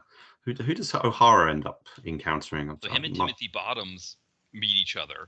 They meet each other ultimately, yes, that's right. But I think before that, does he have an encounter with any of the other characters? Does he? Because there's a few members of there's quite a few. There's like, how many members of Total Force? I don't know, like 4. Yeah, one of them's played by a guy called Rust Brenneman. Yeah. Who interested? I looked into his IMDb. He started out in Andy Sedaris movies. He was in like 3 of them, and then he went on to become like a writer director. He made one of his films called Fighting Demons, which was with Sean Bean, which I thought was quite, because I've not seen it, but I'm aware of that film, and I thought, oh, that's interesting that he wrote and directed. I think that's like a boxing drama. Yeah. And so he's had quite an interesting career, but he turns up. I think he was like a co-producer or something as well on this, but he's one of the team. It might be him. He's going after Spike originally. Yes. That's right. That's what it is. So they're having a back and forth of like making joke. Oh, you know, it's like really bad lines that they're sort of throwing back at each other, and then the neuralated hostages come in and they have to team up to fight back against them, and this becomes like the theme as the story unfolds of like the uneasy alliances being formed. Yeah, which is a really interesting way to approach it, because in a way, I think for me, what it did, and I don't know how you felt about this, but Frank Stallone's character was so cool, and I think just like in Frank Stallone as it is, that it was kind of nice to see this mitigated this way, so we didn't have to see Timothy Bottoms take Frank Stallone down, which is what I was expecting going into it. That I kind of appreciated that turn. Yeah, well, I know that's fine to an extent. But then, you know, it's usually in these instances the hero and the villain, they form an uneasy alliance against a bigger threat. But then comes the time where they face each other. Yes. And in this one, it's like I'm jumping ahead here, but Drake is like, I can't be bothered. it's like he's an international terrorist, and he's just like, yeah, well, and it's not like Drake's given up, because he has kind of given up, really, because he's kind of like, yeah, well, I've kind of given everything to the country, and I'll just sort of fade away and whatever. But as we'll find out, that's not quite the case. But but yeah, it's that's a very odd way to sort of end the film. But yes, it is quite nice that they have this sort of begrudging. It turns into one of those things where the two characters have this begrudging respect for each other, and they kind of respect it. But it was, but you're watching it thinking, but Jack O'Hara killed many people. It's not like he didn't. It's not like he was actually wasn't so bad, because he was only like stunning them or something. It's like he didn't actually inflict that much harm. So we can turn around on the character, as this often, we see this a lot in quite a few stories, especially like superhero stuff. They kind of play with this sort of thing as well. Oh, they're not so bad, really, they haven't done that much better. But then it becomes like it's like, yeah, this is the side where he really is a really bad character, he's not repentant at all. He's going to go off and do more of it. But so yeah, they kind of have their little showdown, and Drake gets to have a showdown with no, it's not with Spike, is it? Because I'm thinking of the second film with Spike. So the those two guys fight, and yeah, it's kind of this chaos. That whole part of the film, this whole final act becomes, and I guess this is appropriate because of the Neuralator and what the Neuralator is supposed to do. The whole film becomes very chaotic. There's stuff happening left, right, and center. The characters are doing things like having fight scenes and then turning them into love scenes, and they're all sort of deciding, oh, because these people have been neuralated now, they have no value, they can't be saved, so we're just going to kill them. It's like, is there no, could they not save, can they not incapacitate them and maybe reverse the effects? And they never kind of mention anything to do with that, but I suppose if their brains have been turned to mush or something. But it just there's a lot in this film that is quite callous. Yes, exactly. They just said, we'll just do that. I'll just send the hostages. I'll just hire the total force in to go and clean up the thing, and then I'll throw total force under the bus, and then I'll get another I'll get my own mercenary team to go and do the thing, and then they'll have their battle, and then the president, he's callous as well. Yes. Nobody cares about anyone, and even the admiral, who's kind of he's sort of set up at the start as being the more moral one. He's kind of like, I don't really like what Wellington's up to, and we got stuff. And he there's certain points in the story where he says to Drake, this is how it really is, kind of thing, and look after, I can't, I'm not going to be able to save you, but I'm going to give you the heads up on stuff. But even him is like, he's not a great character. So none of the characters really actually come off that well. They're actually all quite unlikable. and Drake isn't a very appealing lead. He's not a very nice guy. He's very grumpy and moping about and feeling sorry for himself. And he tries to do the payoff lines a little bit and stuff. This will come more in the next one, but and then if you don't mind me saying, that's kind of it, because Drake and O'Hara, they have their final confrontation, the begrudging respect sort of thing, and O'Hara kind of offers him to join his team because he respects him, and he knows that Drake's kind of done with the government. He's going to have to disappear. He's like, well, if you come with me, money, and we'll have adventures and stuff. And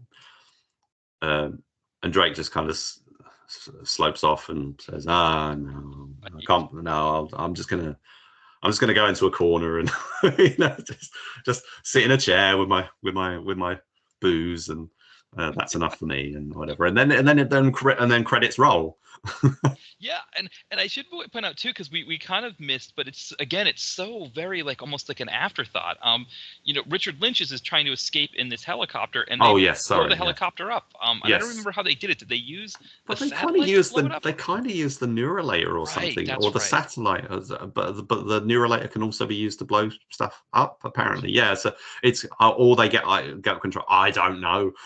I don't understand how they did it, but yes, they blew up a helicopter, and I was very thrilled because I was able to tell Will over exploding helicopter that there was one, and so that got added to the list. Yeah, because I had looked on his list, and then I remembered that you had pinged him, or like, because he had said, "Oh, we got another one," and I was like, "That's right, Richard had already told him about this one." But I also kind of figured too, like if I was watching a movie that you recommended or that you wanted to watch for the podcast, that you would have already told him that there was an exploding helicopter. Oh, as soon as I say, if I love the exploding helicopter stuff so much, as soon as I see anything, I'm always double checking, has he got it? And then I'm like, do you have this one? And I think I've been able to give him one or two that this one, and I think like one or two others that he didn't have. So that's my little contribution to the project that he's so dedicated to, and we love him for it. So yeah, and it's quite a cheap explosion as well. It's like literally one of these blink and you'll miss it kind of visual effects that they use. But yeah, because Wellington is basically flying around in a helicopter at this point at the end of the story, because he's escaped, and because they've set an auto destruct or something on the building, and so he's off, and they never get a face-to-face confrontation. It's one of these at a distance kind of things. I think the other films I think that have done that, if I recall correctly. I think do you remember Eraser, Arnold Schwarzenegger film? And I'm pretty sure James Caan was the villain in that, and that he I might correct me if I'm wrong, that he's the villain, but he kind of gets blown up at a distance. They got the kind of, and Steven, again, I always mention Steve Scarl because he's my go-to guy. He did that in Mercenary for Justice. Don't have a final confrontation. There's no big showdowns with any of the characters. You don't get what's that scene? Actually, you kind of do get that between O'Hara and Drake. There is kind of a "we're not so different, you and I" kind of thing. They don't say it, but that's basically what that scene is.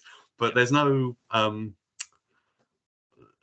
big showdown or fight or face-to-face confrontation. They blow up Richard Lynch, because I guess he probably shot all his scenes exactly. Separately. He's got his Barry Lynch scenes that he does, and then he's got the helicopter scenes. And that's basically it, I think. If I recall correctly, he doesn't really share the screen with many of the other actors in the movie, but Frank Stallone is kind of the main the main guy at the end, and they just have this sort of shake hands and go their separate ways kind of ending, which is a bit odd, but again, it's part of the charm of the film. I think that you think, O'Hara is going to live to go off and cause more. It's like if Castor Troy in Face Off was allowed to just get away with it. You go off, Castor Troy. I know you got to go and blow up a church or something, but it's like, it's like we're not so different, you and I. Yeah, I mean, in a way, right? It does happen in that, because you think of like in Point Break, where Johnny Utah doesn't let Bodhi escape, right? He thinks he's going to let him escape, and then realizes that they're handcuffed to each other, and but then he does let him go out and die on his own. But then in Fast and the Furious, sort of the remake of Point Break, Scott Walker does let Vin Diesel go away. After the car accident, he lets him escape, and so That's probably like, and of course that But came. he's not an international terrorist, No, so you're right. that's He was not just so bad. I mean, yeah, yes, he was just a he racer who was robbed things. he Yeah, was a racer and who did armed robberies and stuff. exactly. So, But you know, I mean, fair play to old Dominic Toretto. I think he has paid his debt because he has saved the world many times since then. yes. So it just shows that the right decision was made. Yeah, there. exactly. Well, that's maybe a good place to leave this first movie and start in on the second one. Now, so this is what's interesting about the second one was this was the one that you discussed on the DTV Digest. Yeah, this was the one was the one I because this was the first one to be made available that I could see on YouTube. So although I'd watched the other one, that was just a pirate copy. You know, it wasn't legit. So this was the one I thought we should talk about. I also thought it was probably the more accessible of the two, because as we've said earlier, it's got a very different approach. It's much more in the vein of a standard action movie of the time. You know, it's got it's low budget but a reasonable budget. There's none of the experimental aesthetic going on. The shooting style is much more conventional. The structure of the story is more conventional. Everything's more conventional. There's more conventions. There's more cliches, Yeah. but that doesn't make it any less enjoyable. It makes it a very interesting contrast.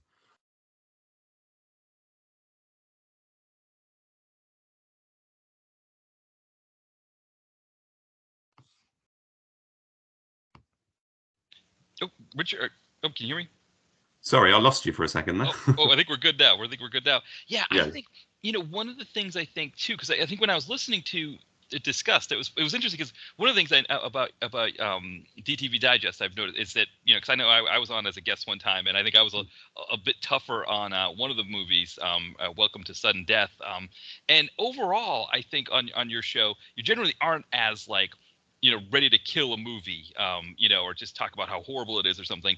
And it was interesting to hear Steven and Mike just be like, this was horrible. I couldn't stand this and stuff because I've never really heard that on your show before as much.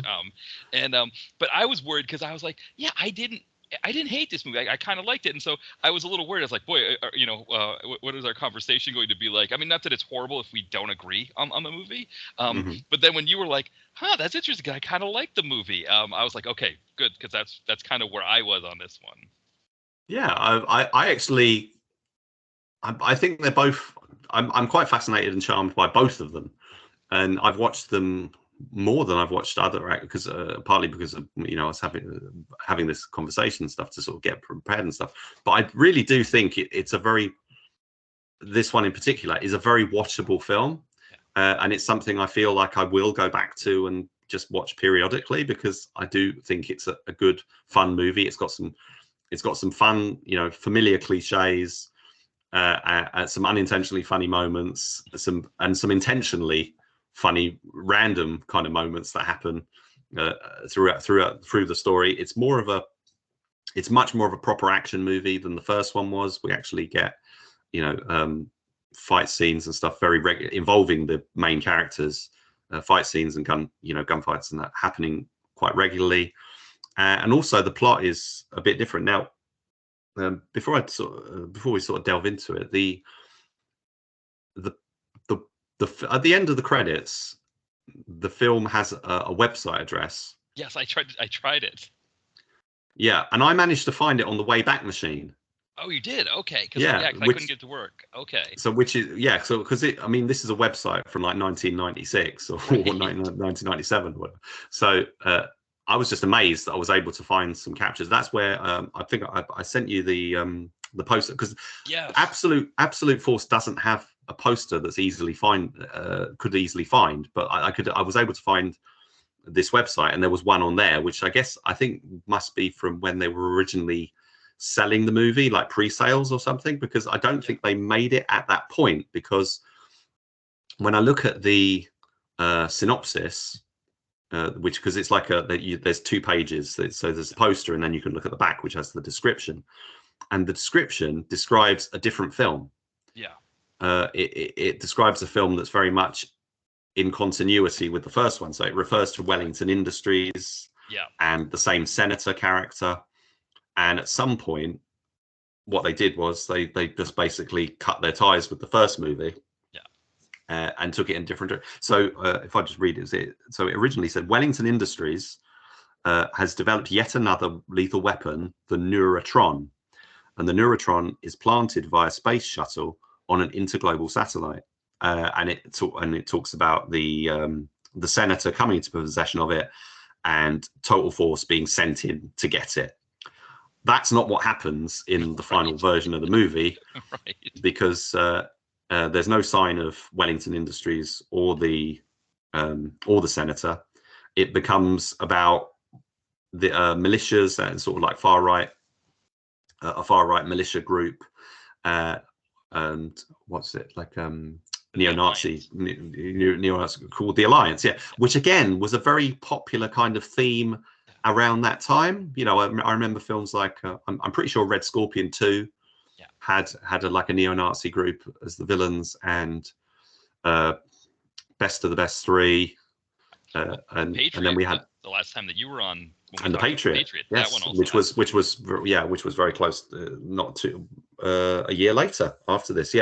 So this must have been something in the consciousness of America, the sort of the militias and sort of internal threats, and something that's probably still as relevant as ever, with obviously the Donald Trump and the storming of the was it the Capitol building. Because I think the Oklahoma City bombing was 1995 was the Oklahoma City bombing, and so that was right-wing terrorists, and I think that's when and I think at that time, in terms of like middle, Islamic fundamentalist terrorists, nothing had ever quite hit that scale of what happened with the Oklahoma City bombing. Like you had like a small bombing. There was an initial attempt on the World Trade Center, but it only I think only killed like 13 people. And so so homegrown terrorism was kind of like, and of course you also had Ruby Ridge here in the U.S. Around that time as well. So so it was kind of big, and it also.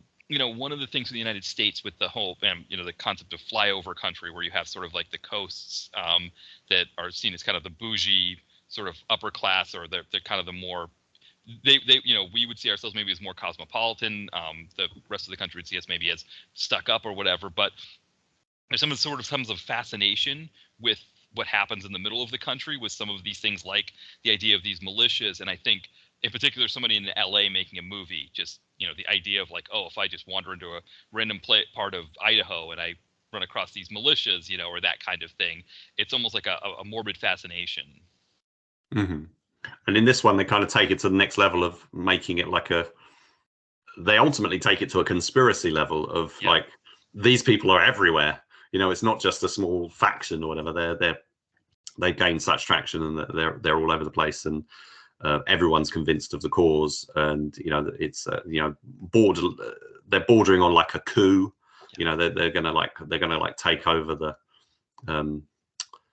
they're gonna seize control, sort of martial law, sort of take over, well, not martial law, but what I'm saying, they're going to try and take over the country. And so without wishing to get ahead of myself, the story, this film starts with a lot of random clips of action, which don't seem to be from the first film, and they don't seem to be from sort of later in this film. They're just, I don't quite. Did you kind of recognize any of the bits that we saw in that opening scene? Because there's bits. Yeah, I thought they were going to be things we would see later. This is an interesting thing that we get from direct-to-video movies sometimes, where there's like an opening that's almost like a TV show opening, where you're getting clips. But you're right. Like, now that you mention it, I think I took for granted that those were clips from the movie. But now that you mention it, no, those were just random clips that they had of like Timothy Bottoms doing things or whatever. Yeah, I don't know if he got those from, because there's a bit with like a motorcycle doing a stunt and stuff, and I was thinking, is that from because if I'm right, both films have scenes where the bad guys are training, and they're doing like practice drills and things like that.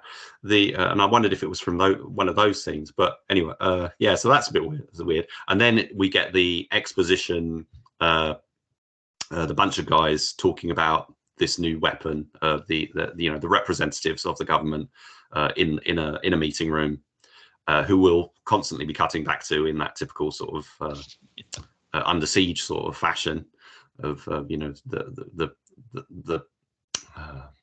they're like the political figures and the heads of the military and whatever, having talking about the operation and stuff. Yeah. So there's a big exposition dump with the Neurotron. Yeah. And I'll be honest, I didn't really follow what the Neurotron was supposed to be, because they kind of say, well, it's the same as another bomb. It's kind of go, it's the same as another bomb, but the worst thing is after the effects, or the after effects of the bomb. But they didn't really go into the details. I think originally it was supposed to be a variation on the Neuralator, but then they didn't kind of go that way. It's like the bomb would go off, but then there's sort of like the shockwave sort of scrambling people's minds, and then it turns them into again the sort of zombie type figures. That's what I think was supposed to be the case, but I don't think that was articulated very well. What did you gather from the? No, I didn't know either. So I thought they were just putting together a nuclear bomb. That's what I thought. And that this Neurotron thing was like a piece that needs to be in the bomb to make it work, which I guess creates all of these cute little computer graphics that we see later in the film. But that was my take on it. But yeah, it could have been. I mean, that's one of the things about this one, is that it's a little bit more straight ahead in the fact that they're just manufacturing a bomb to essentially hold the government hostage, where it's not so much like this fancy new technology. I mean, maybe it was or it wasn't, and maybe I just didn't understand it myself. No, I think it was supposed to be a different kind of bomb, but they didn't sort of follow through with how. But yeah, it is basically. They're trying to assemble a bomb. We've got to stop them before they use it, and that is the plot of the film. It's much more straightforward, and the thing is, it's really confusing because you start to see when they call in Drake right quite early, like straight away. They said, right, we've got to go after this because instead of Wellington, it's called the Zectec. I think it's Zectec Corporation. Yeah. And they call in the total force to go after the to go in there and do a covert mission. So suddenly we're seeing characters like Spike. I think it's Spike. Is it Spike or Strike? Yes. Spike from the previous movie. From the previous movie, and I'm just thinking, but that doesn't make sense. And because he's with them, he's with the total force. And then we see Oleg, not at this point, but like later, it comes in that he goes and sees. I'm jumping ahead just slightly just to make a point, but he goes to see a couple of the other characters from the first movie, who were not his people. Right. So what I think I ultimately, although originally it was conceived as a sequel, I think what they've done is they've done a do-over. They've rebooted they've rebooted it because they've changed the relationships. They've kept the actors, they've kept the character names, they've kept their character types to an extent, but they've put them on the other. They put baddie characters on the good side without sort of providing any explanation. It's like they've been working together for years. Right. So when certain things happen, it's like one of the characters betrays them. It's a surprise when you'd think, well, hang on a minute, didn't you see the first movie? Right. That's what I was thinking. I was thinking that there's this idea that after the first movie where they, Frank Stallone kind of offers this opportunity to, do work with him, that between films that he takes him up on that offer, and that's when you get, Spike, Callista Carradine's character August, and Oleg Tartarov's character, that they somehow had worked together before. But then you're right, because if he was going to be doing mercenary work with with an international terrorist, why would the government be calling him in to get something? When he's working for the government. So that part didn't make any sense. But you're right, because the thing that I felt exactly the same way. So just to give people an idea of what happens is they go to try to get this weapon away from, or go into the corporation or the factory, the Zectec headquarters, to get this weapon before the Alliance can get it. And we find out that Spike, who from the previous movie was part of Frank Stallone's team, who was the computer whiz guy. He seems like exactly the same guy, the same computer whiz guy who was on the bad guys. He turns on the team and starts taking people out, and he steals the weapon. It turns out that he was turned by the Alliance. And you're right, like there's a sense of like, well, why did you trust him in the first place if he was a part of an international terrorist group in the first movie? Yeah, it's because it's because I'm convinced they just completely ignored it, and made put the characters in a completely different context, just changed it up completely. They thought, you know what, people didn't see the first one, we couldn't really sell it, but we're making the second one. Let's just try it again. We'll take a different approach. And so it feels like a different movie, and it is a different movie because it's not it's not a true sequel. It's like what we would consider now like a soft reboot. Yeah, and it actually makes more sense in that context that maybe like he looked at the first one and said, "Boy, I really went crazy over there with that one. Let's try it again and see if we can do the same thing." But and then in terms of the cast, I mean he must have seen, I think too, from watching that first one that, like, for example, the group that he'd assembled for his Total Force team versus Frank Stallone's team, that Frank Stallone's team had the more interesting people. That Spike was more interesting, Callista Carradine was more interesting, and Oleg Taktarov was his more interesting. So they became the team. Exactly. Yeah. And do you know what? I don't even think Taktarov and Callista survived the first movie because you never see them at the end. Right. Yeah. I think they were supposed to have been. So I don't remember seeing them die, but I don't think they officially made it to the end of the movie, which is another reason why it didn't make sense. So this was really confusing watching it for the first time, thinking, what? Hang on a minute, why is that character doing that? And so why are they talking about what they did in Prague and all this?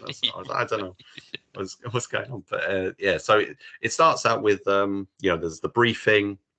They go on the mission goes sideways because in true sort of Broken Arrow fashion, one of the Spike turns out to have ulterior motives, and he's trying to help the Alliance. He's actually, it turns out, it seems quite high up in the Alliance because he's like he ends up being like the right hand man in the group, trying to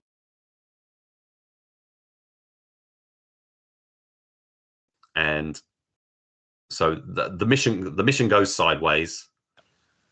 Jack is sorry, not Jack. Is it Jack? John? John Slate. Drake. So Slate, yeah.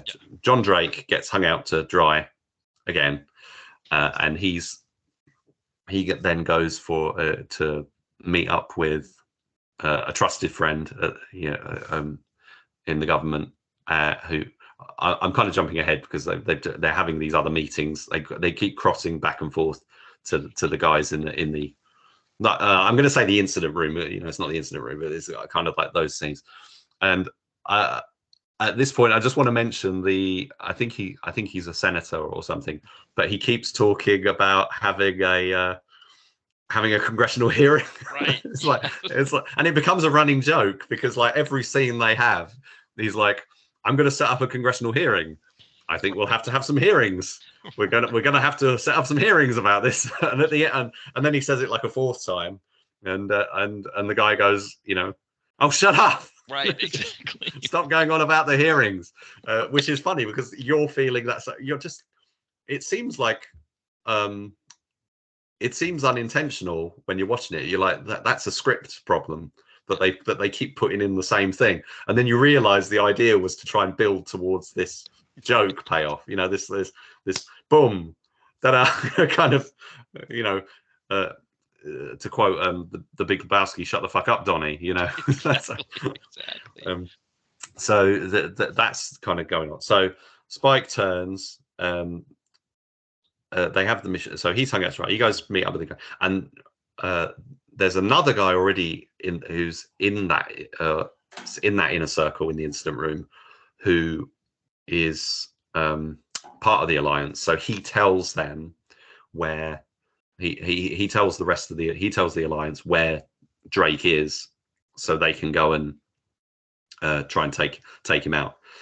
And so then we get an ambush scene between with Drake when he's trying to meet up with his friend, and then sorry if I'm going too quickly on this, but okay. so then Drake gets framed, and so again he's outside the system because he's got everyone after him, and what's he going to do? And he's Jack Bauer, he's like it's like 24, and he doesn't know who to trust, but is he going to do the right thing is the question at that point in the story.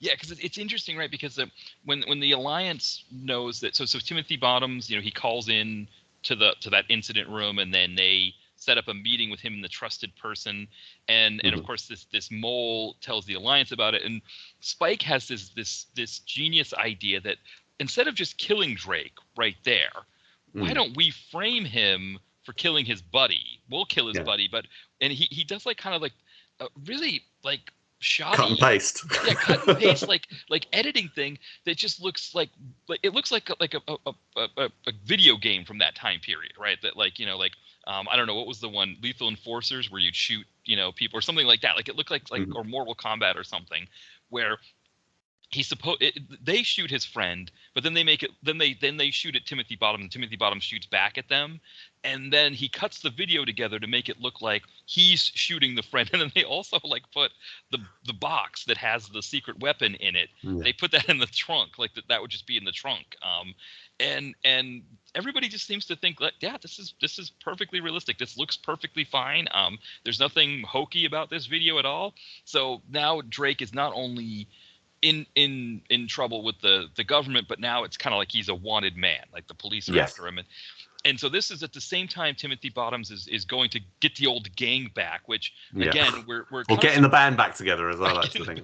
Who just happened to be Frank Stallone's band in the previous movie, but Oleg Taktarov is doing underground fights. He takes him away from those underground fights where he fights Nils Allen Stewart. People which is great because I love Nils Allen Stewart, and that was a really great fight.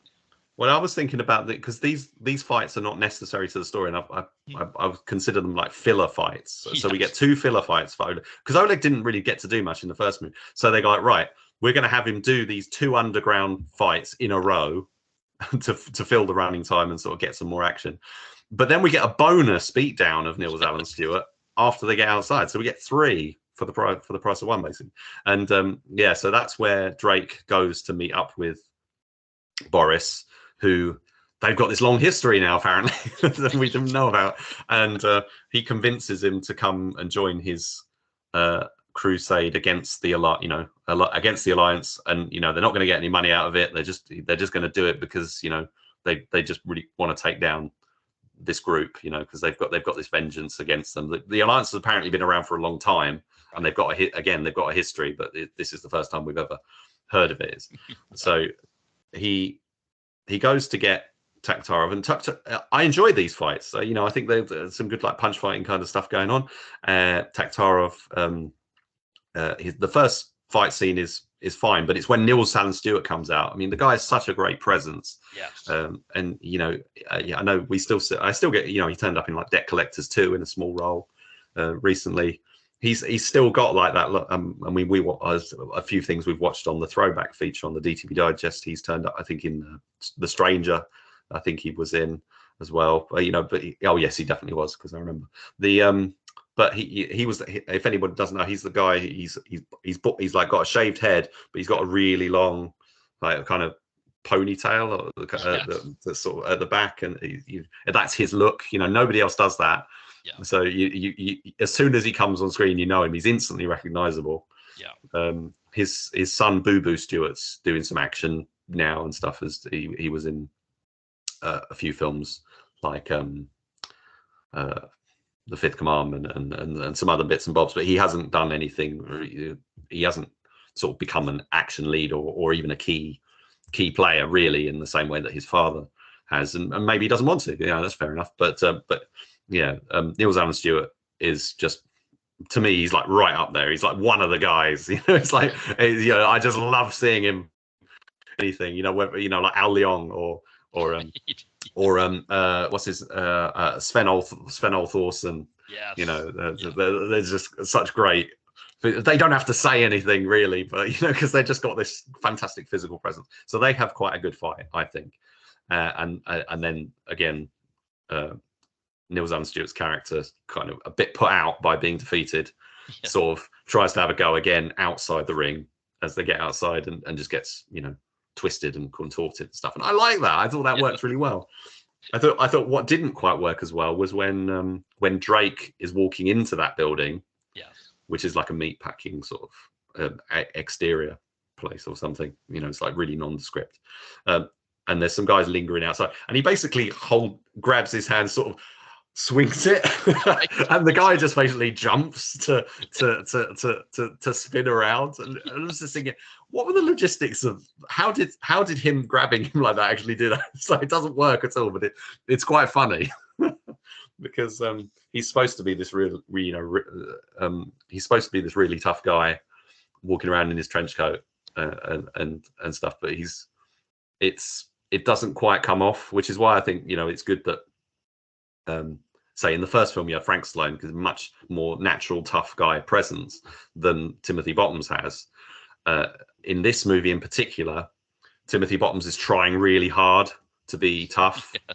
As we get various scenes of him, you know, it's not quite convincing, but he's like trying to be like Clint Eastwood. He's like, it's all smoldering and sneering, right. And he even has there's even like a Dirty Harry line, you know, you know what that makes you expendable, you know. Yes. And he just kills him himself. But so he starts with so after he's met with Boris, does he then go directly to the strip bar? He does. So that's where he goes to get Callista Carradine, who is yes. August, who's she's a stripper, and and they have this scene because he needs to be able to tell her what's going on in a private location. So essentially she gives him a lap dance in the champagne room, and as she's giving him the lap dance, they're kind of like talking about what's happening and why he needs her to join the team. And you know, this for me is where the movie really turns into something that's, I don't want to say, you know, fantastic or anything, but this is where the movie becomes like, okay, this works. This is a serviceable 90s DTV actioner. When she gets into the film, because you know, now they're having these scenes where they're kind of having these sort of battles with the Alliance, where, like you said, there's the Dirty Harry type scene. Callista Carradine, she goes to that lawyer's office, where apparently they, for whatever reason, they seem to have the location of where the Alliance would be keeping something. I don't know. It's like their lawyers, I guess, would have that information, and so she goes in there, kind of like almost like La Femme Nikita style, right, with the guns. Just like, well, I was thinking of it like I mean, this is before the Matrix, but she's like Trinity. Yes. But it's also like the Terminator. Yes. She goes in like the Terminator went into that police station. Yeah.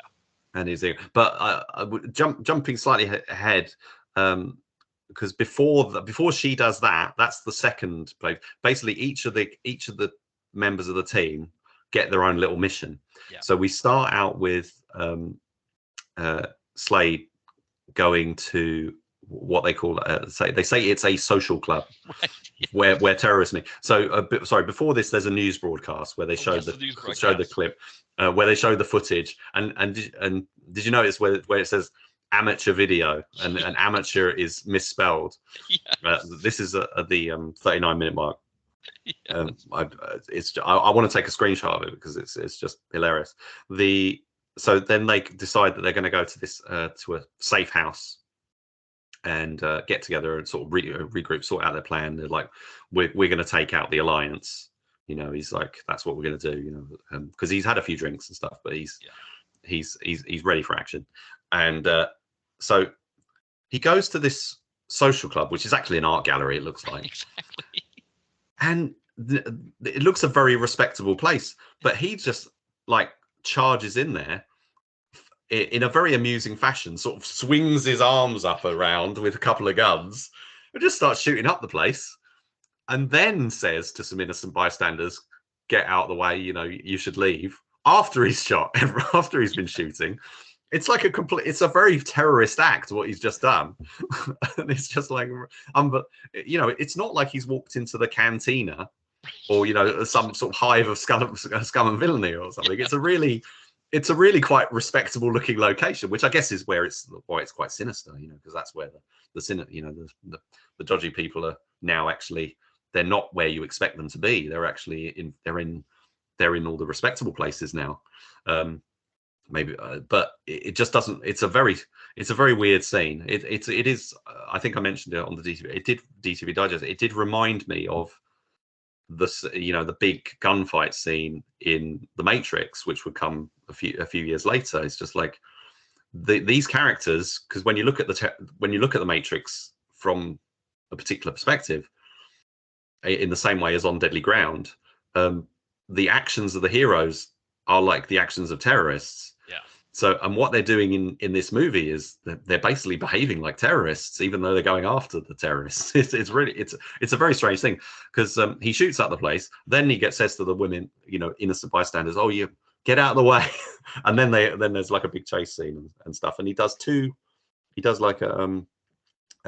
his Dirty Harry bit and stuff, and gets a little bit of evidence, gets a piece of the puzzle. It's a bit like in some of the recent James Bond films, where he's trying to chase after something. He has a big fight scene or whatever, and then gets a clue, and then he goes somewhere and he gets another clue, and so they get a little clue, and then he talks to August on the as he's driving away, and tells her to go to this office where there's these. Again, it looks like a journalist's office or a lawyer's office or an accountant's office or something. I think it's supposed to be something like an accountant's. And as you mentioned, she just goes in and just shoots up the place in the same way that he just did. Why not be a bit more strategic about it? I don't know, but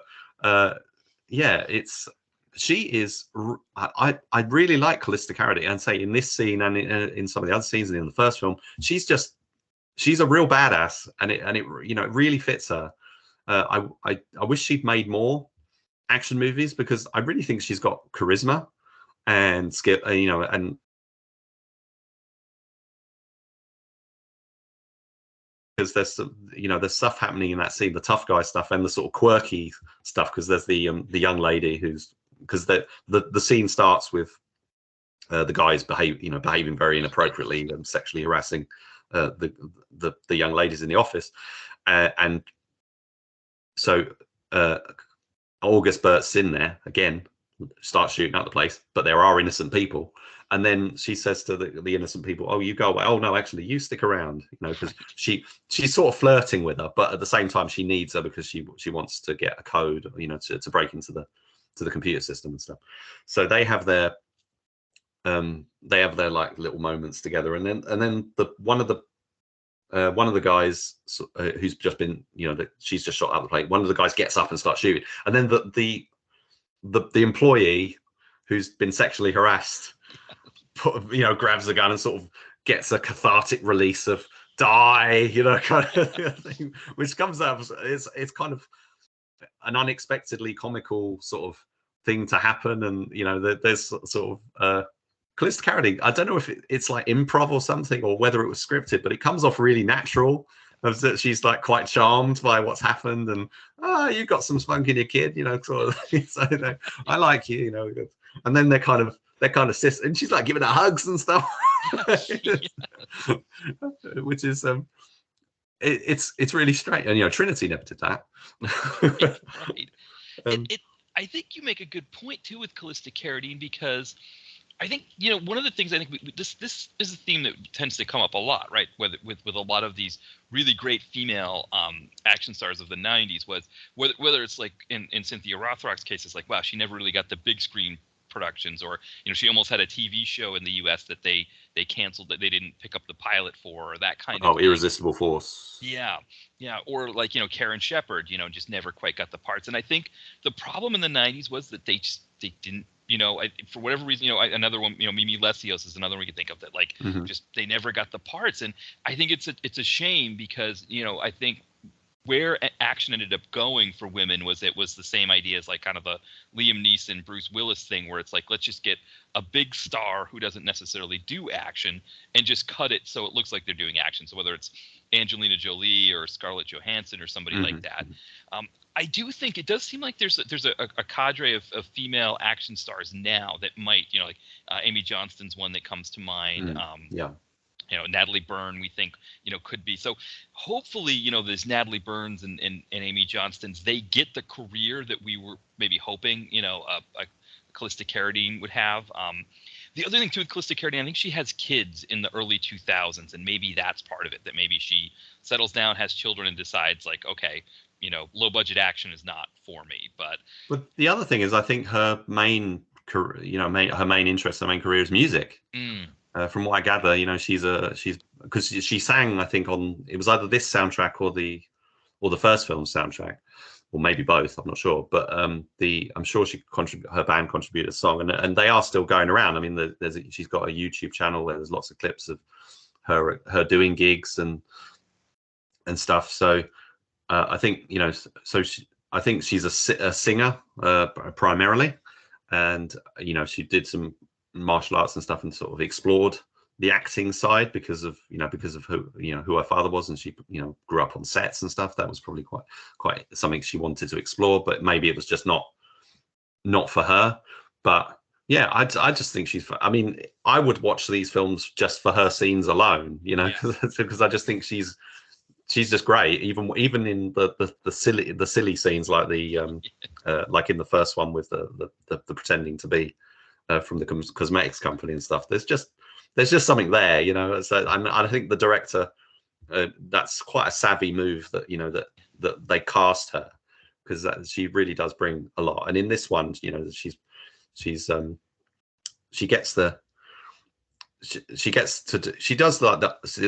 like Arnie, and again mentioned the film Eraser, but she's like holding these two machine guns, like firing, and then she grabs a couple of pistols and crosses her arms in a what I think is a completely impractical fashion. It looks really strange. I've seen it on a picture of that on the back of one of Steven Seagal's films.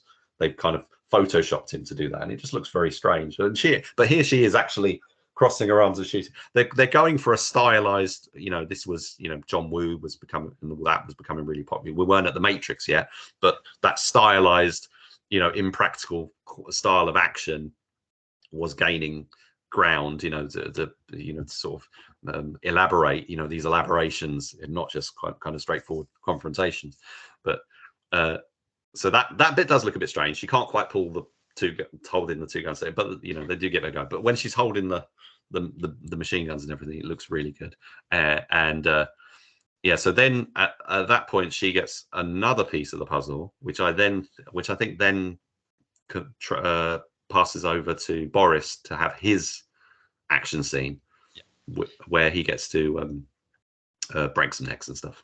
Yes, and while his is not all that remarkable, what's funny, we get a nice kind of comedic scene as Boris is doing that, where Callista Carradine comes back to the kind of the motel where Timothy Bottoms is hiding out, because of course he's a wanted man, he can't be on the street, and he's been drinking and watching TV, and this is where we get a woman, a psychologist.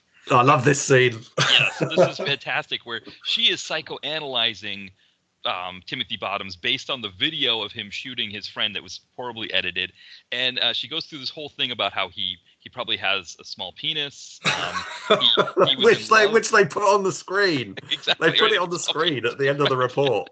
Yes, exactly. Like they're kind of like, and the woman's like listening to everything. The anchor's listening to everything he's saying. Like, this is what it, and like the violence is a substitution for the sex act. Right, exactly.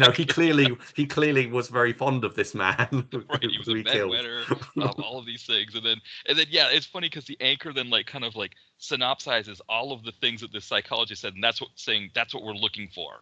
We're looking for a man with a small penis who's got post-traumatic stress, or whatever. And that's when Slade loses it and shoots the screen. Yeah, it's a really weird moment. It's very weird. It's a weird moment because you get this kind of this crazy psychoanalyzing thing. You get him as a drunk, like shooting the TV, and then Callista, Carradine, her character August decides to say, it's like, well, the best thing for him right now is some sexual therapy. So, so they cut, and then Boris comes back to kind of tell everybody the success, and he finds them, as Shakespeare would say, making the beast with two backs, in one of the rooms there, and it's quite an interesting sex scene too that they're having, where they're just kind of, Timothy Bottoms is fully clothed.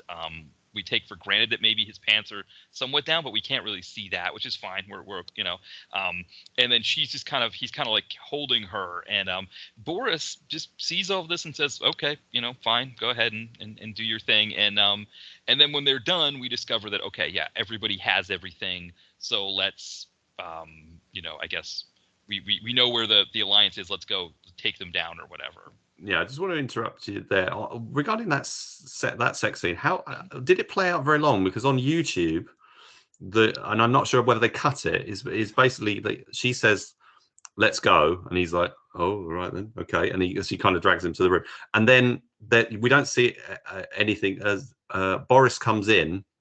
He walks through the door. There's a very quick shot of the two of them. I think they're like against the wall, and they like hold out guns because they've been suddenly surprised, and then it basically cuts, and that's all. That's the end of that scene.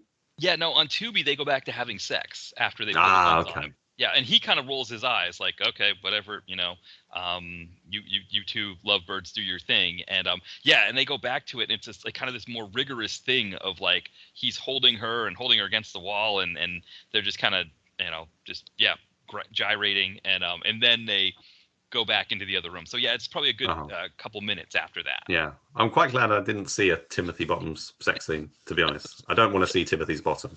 Well, no, you didn't. Yeah, there was no. That's what made it interesting, is that I think the filmmakers decided we didn't want to see Timothy's bottom either. So I don't really know how it's worked. I don't know if he's using what we I don't know if you use the same term in the UK, but we call it the trap door. That's like you have the fly, and then I guess like the boxer shorts have a trap door, which it seems like for a sex scene that would be really uncomfortable and unpractical, but that's like the best that I could tell that how that was happening. But I guess with a movie like this where I'm there's so many things that I'm suspending belief on. The sex scene, the veracity of the sex scene is probably not where I should be spending my energy. But that is funny, how that is a great character moment. You wonder if, again, whether it was improv or in the script, because she's just like, "Come on, then, let's go and do this." and he's like, "Really?" He's like, "Yeah, come on." Yeah. And again, I don't know if that was swiped from Jackie Brown, because there's the scene with Robert De Niro and Bridget Fonda, and they're like sitting around bored, and she's like, "Well, come on, let's do this then." And things. So I don't know whether because that was around the same time, I think. But yeah, so that happens, and then they kind of kick into the we're going after the alliance. Oleg gets to go and it snaps necks and stuff basically, and tries to get one of the components for the bomb away. What I didn't understand about that scene was he kind of got the bit, and it seemed like he could get away, but then he kind of hangs around and then starts shooting everyone. I didn't get that either, because it didn't make sense that he, right, you feel like he could have just escaped at that point, but he had what he needed as far as I could tell, and they thought they'd had it, but they didn't. So I was like, well, why? So why is he had to make a phone call or something, and he got caught. I can't remember what it was that he but yeah, so they have all the components, and then what happens is, this is where the reveal happens about the mole, where Drake's buddy, Drake's buddy, I guess lets them know, because Drake contacts the buddy and says, "Hey, here's what's happening here. The video's a fake of me killing them. The Alliance had, trying to get the stuff to make the bomb. We've got it now. We're gonna take the Alliance down." And the mole goes and warns the Alliance, like, "Hey, this is where they're holed up. This is where they are." So then we get kind of a standoff. We get a standoff in that situation. Yeah, the hotel. The big shootout scene. Yeah, and that's where we lose Oleg Taktarov. He doesn't make it through this, and that means they get the piece of the bomb that they needed, that he had stolen. So now it's a race against time, because the Alliance is able to make the bomb. And so Drake and in August, along with the buddy who's in the Situation Room, the buddy in the military, and then some guy with an Australian. Is that an Australian cap or what? That or maybe Rangers cap? I don't know where this guy comes from, but he's just a buddy of this guy in the government that's Drake's friend, who just happens to help them out when they raid the Alliance compound. Oh yeah, yeah. I was wondering that myself, because that's the thing because in the incident room, it turns out the conspiracy that the government has been infiltrated to a greater extent than they expected, because it's not just the one mole. It's just all of a sudden there's like three or four of the guys in the room all pull out guns, and there's a standoff between. So I think three of the characters who haven't been turned managed to sort of take down the others, and then go, right, well, we've got to go rogue and join up with Drake to help him. So we go out in the field to join the mission. And that's what that other guy joins in. I don't know where he comes from. I wasn't sure if he was one of the actors from the first film, but I didn't quite recognize him. But so increases the headcount, I guess, for the for the team for when they go for their final assault on the Alliance's compound, which is much the same as the sort of final assault in the first film, but without the sort of zombification, sort of onslaught of people running out. Is again much more conventional. Say the guys when I was talking, they said it was very choppy and not really well shot, not well cut together action. I won't say it's the best conceived or put together action, but I did follow it for the most part. And you showed one guy firing a gun, then they showed another guy falling over or something. For the most part, there was cause and effect stuff that I could follow. I didn't find it as chaotic as the first film in terms of just randomly going all over the place and twisting around. I thought it was actually fine, and they all again have their little fight scenes and action scenes, and now something I want to mention is Timothy Bottoms and the way he holds a gun. Yes. Because he's holding this. He's got like a rifle, automatic rifle. Is it like it's like a machine gun? Machine gun, yeah. Yeah. But he's holding it like way out in front of him. Yeah. Like his arms are completely outstretched, which seems really. I've never seen anyone hold a gun like that in a movie. I mean, usually they hold it sort of to the side, just sort of leaning sort of against the chest. But he's got it way out in front. Yeah. Like his arm is completely extended, and it just looks really strange. Yeah. Did you find that? I did, especially because it got the strap attached to it. So it's like he's pulling the strap against his back. So the strap is like really taut and tight against his back when he's holding it, and it does not seem like it's meant for aiming a gun at anybody that way. And your arm, I feel like his arms would have gotten tired holding it like that for any amount of time. Well, and also, wouldn't you get a lot of recoil? Yeah. Sort of pushing you back. I think you're supposed to. He's not got a thing leaning in. I mean, Steven Seagal holds these guns in a very weird style that doesn't, seems to account for a recoil. But his position. I would presume if he was firing it, he'd almost not break his arms, but you do yourself an injury. Yeah, and I think that's one of the things about this movie, and this might have been an area where when they were talking about the editing that I maybe could agree with, but it wasn't an issue for me. But I think this movie did less of the actual firing of the guns and more of using after effects of showing the guns lighting up. And I think there were some times where it didn't seem like those were matching or layering, but I think that also allowed for Timothy Bottoms to hold it in a weird way because the guns weren't actually being fired. He just had to point it, and then after they added in the flashes. Yeah, and it becomes so they're having their encounters. It becomes a countdown situation where they've got to stop the bomb before it goes off. Basically, and Calista Carradine gets to fight away through a few people, and then become instrumental in diffusing the bomb, basically, involving her having to strip down, yes, of course. so that she can get into a different what is it, like a hazmat suit kind of thing. I didn't quite understand why you would need to get into the hazmat suit to go to sort of, again, maybe that was just something about the neurotron bomb that just wasn't quite articulated very well, that it was like once it's armed or whatever, it's giving off radiation. I would have thought the radiation only got released when it exploded, but I don't know. I don't understand. It was like why they needed the hazmat suit, but two, why you needed to get undressed to get into the hazmat suit.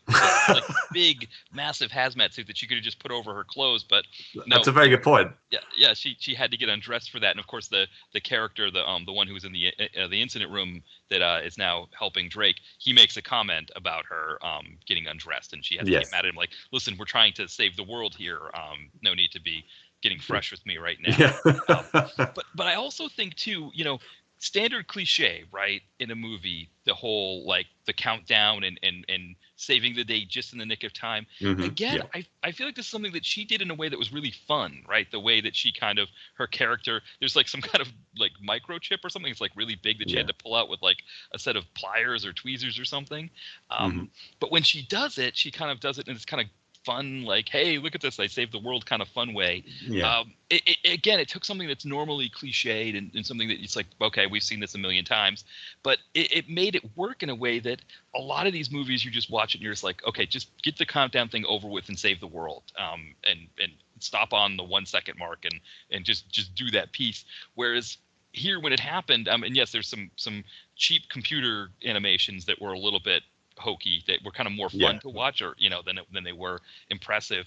But I kind of felt like, and it was another area where the movie, by leaning on her for a part like that, actually enhanced it. I think she did a better job than I think maybe Timothy Bottoms would have done with that kind of thing.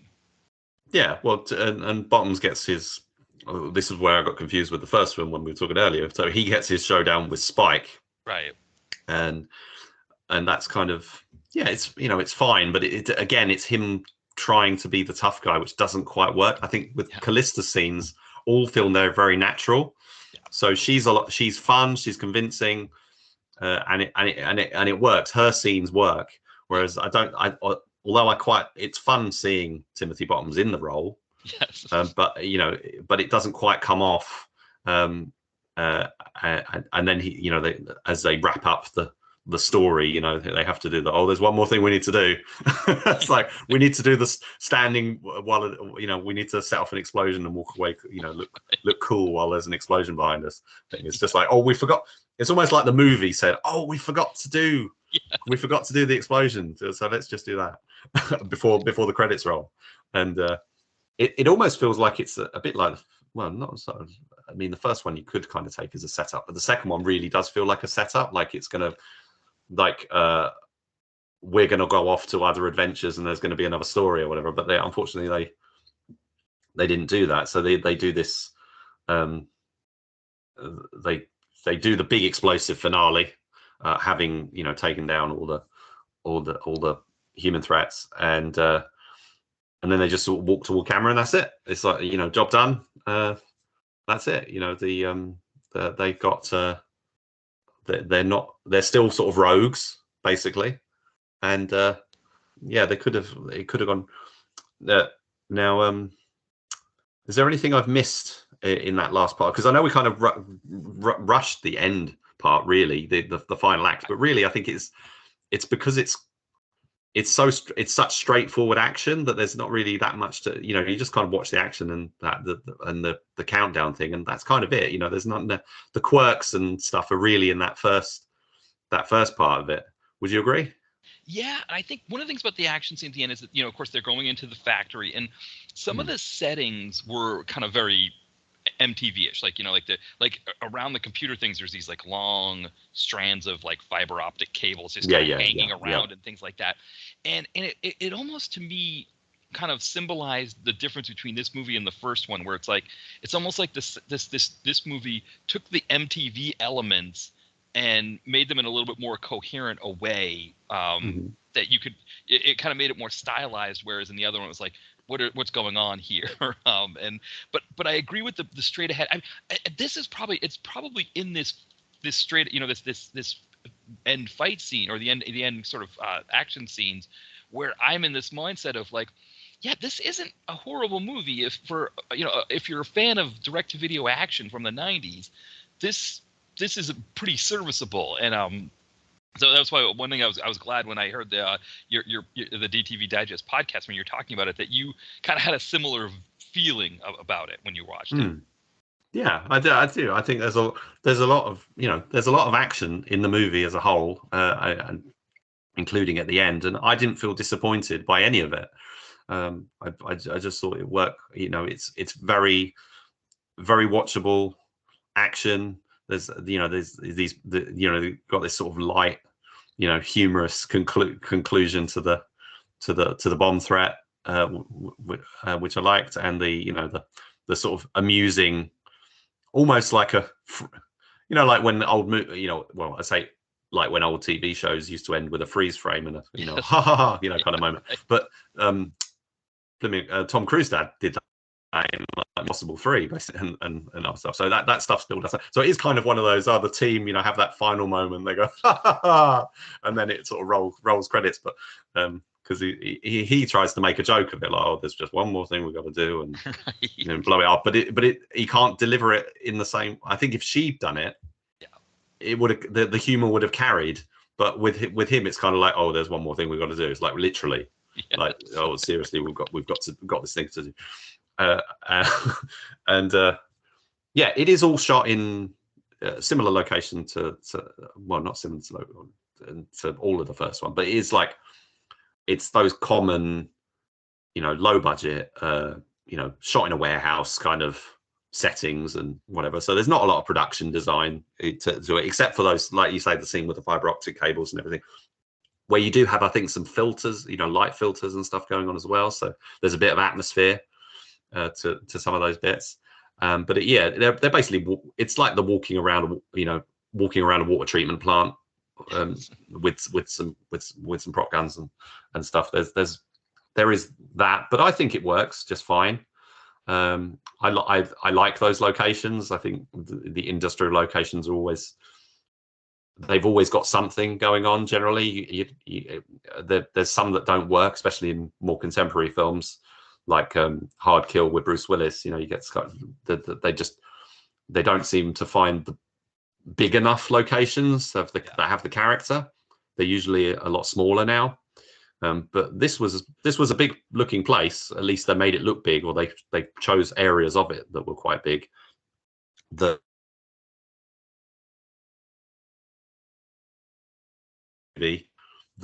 you if you compare it to more recent films, I don't think we get any of that kind of scale. You certainly don't get the level of pyrotechnics or anything that they just kind of do as a throwaway moment at the end of the movie. Yeah, this is a movie that you wouldn't see like this. I think if this was a 2016 movie, or if it was made 20 years later, I think we would not be watching it and saying like how much fun we had with it. And I think that's probably one of the biggest pieces of it, is that the production values are there's something about 90s action movies that like you said, they don't make them on the scale anymore. I think trying to save money, and I think maybe the ways that you could make a movie cheap in the 90s are not necessarily the same anymore. And yeah, I think that might be another piece of it for me, is why I had fun with this, is it just felt like a 90s actioner to me. Yeah. And I also think in many respects, I enjoy it more than some of the others. So New Image made, as I mentioned, Operation Delphi, made lots of these kind of movies.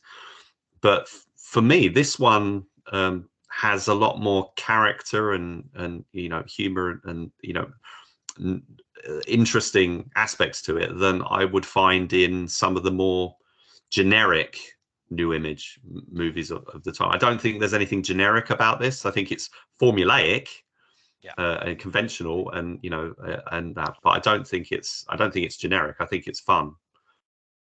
Yeah, and sometimes that's all you really need with a movie, right? I think sometimes that's like, especially if you're looking for a 90-minute time killer, which is what this is. It's a 90-minute film, and it was interesting because when I think of the other one, it was also 90 minutes, but it felt like it was longer. It felt like there were, things took longer to play out, or, scenes went on longer than I was expecting, whereas this seemed to be adequately paced. And yeah, it's not like it wouldn't be on any like top 10 or top 20 90s action movie lists, but I think as a fun 90s actioner, as a time killer for people who are into direct-to-video films like this, that for me it worked on that level. Yeah, and I think especially considering it's it's such a rare film, or relatively rare, relatively unknown, relatively uncovered. Because I think when I was trying to log it on Letterboxd, it didn't even have a page. Yeah. And am I right thinking you've gone on to you've added it. So it's funny. There was I don't know if he's a producer or agent, but he worked with Mel Novak, and he used to come to me to see about if I would do some Mel Novak movies for my site. And he asked me one time if I could add a movie to Letterboxd that Mel Novak was in, and it was like a real new movie. It was like just coming out in 2021, and I was like, well, let's see. We'll find out. And I guess the way you have to do it is you have to make an account on the movie database, and then you add the movie to the movie database, and then there's like a link that you can use with Letterboxd to kind of force update it to a Letterboxd. Yeah. Well, that's cool. I mean, it's great that you've added. But it just goes to, it just says volumes, of how obscure. That's the word I was looking for. How obscure this film is, that it didn't even have much of a page. I mean, if you look it up on IMDb, it's listed as Total Force 2, and it's got a very not even it's like overseas cover art. I'm not sure. I think it's like I don't know, Spanish or something. I'm not sure, but it's a film that's it's not any great shakes maybe, but I think it's worth discovering if you've never. I think if any, like Brett and Ty, I'd really love to hear whether they enjoy it as much, what they think, because I know they hated the first one, right. but still, I think it would be up their street, and I think other people who, follow, you and them and whatever, all of us who were into these kind of movies, I think this is a film like it's a funny little gem in a weird way. I think it's really worth a look, and I'm because of the because Timothy Bottoms has got this whole George W. Bush lookalike thing, which you mentioned earlier. I think he's played him in a couple of things, not just that show. But there was a missed opportunity, I think, to do Total Force 3 Mission Accomplished.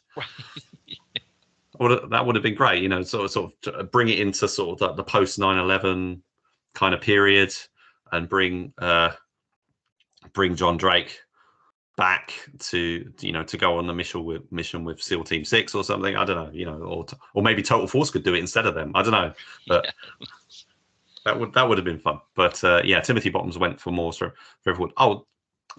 Straightforward kind of movies. The other thing I wanted to mention was the casting of Timothy Bottoms in particular.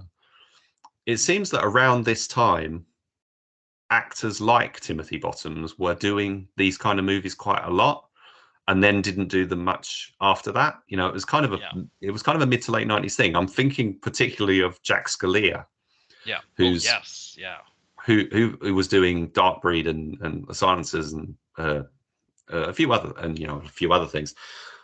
But then, and funnily enough, also has played presidents. These kind of presidential looking actors. Right. I'm thinking this is kind of a Harrison Ford thing, because I think maybe Air Force One was out around this sort of time. And Harrison Ford is kind of that sort of elder statesman, sort of conservative, sort of older gentleman kind of lead that Timothy Bottoms and Jack Scalia are more like than any sort of they're not Arnie or Sly or even Schwarzenegger or Chuck Norris or something. They're like they're not action hero guys. They're guys who are cast in action movies who don't necessarily fit them. I think I quite like Jack Scalia actually more than Timothy Bottoms. I thought could carry off an action role when he wanted to, but I just thought it was an interesting bit of casting. to have someone like him instead of going to whether it was a C. Thomas Howell or or somebody like that. I don't think they could have afforded. Well, he was doing PM movies, I suppose, but or a Jeff Fahey. You know what I mean? It's kind of those were the kind of guys you would more expect to see in these things. So, Jeff Fahey and Lethal Tender and different bits and bobs. But yeah, Timothy Bottoms is quite unusual casting, and I think although it doesn't work, I find it does make it more novel. And if he could have pulled it off, if he could have pulled off the Clint kind of thing a bit better, yes. I think that would have been great. But it's just he's not unfortunately not well suited. Now his brother, now is it Sam Bottoms? Sam Bottoms. Yeah. Now he did one of my favorite movies, which is also a bad movie, but in a good way, which I just want to mention, which is Shadow Fury, which also has a great cast, including Fred Williamson. Watch that. You really should. I mean, it's got really great, really well choreographed martial arts action scenes, and it's there's appearances by, as I say, Fred Williamson, Pat Morita, Taylor Lautner has got a small role in there, Bas Rutten, and it's a bit like these movies. It's quite odd. It's quite unusual, but because it's kind of a sci-fi cowboy meets Japanese samurai team up kind of movie with it's very odd. It's a very entertaining film.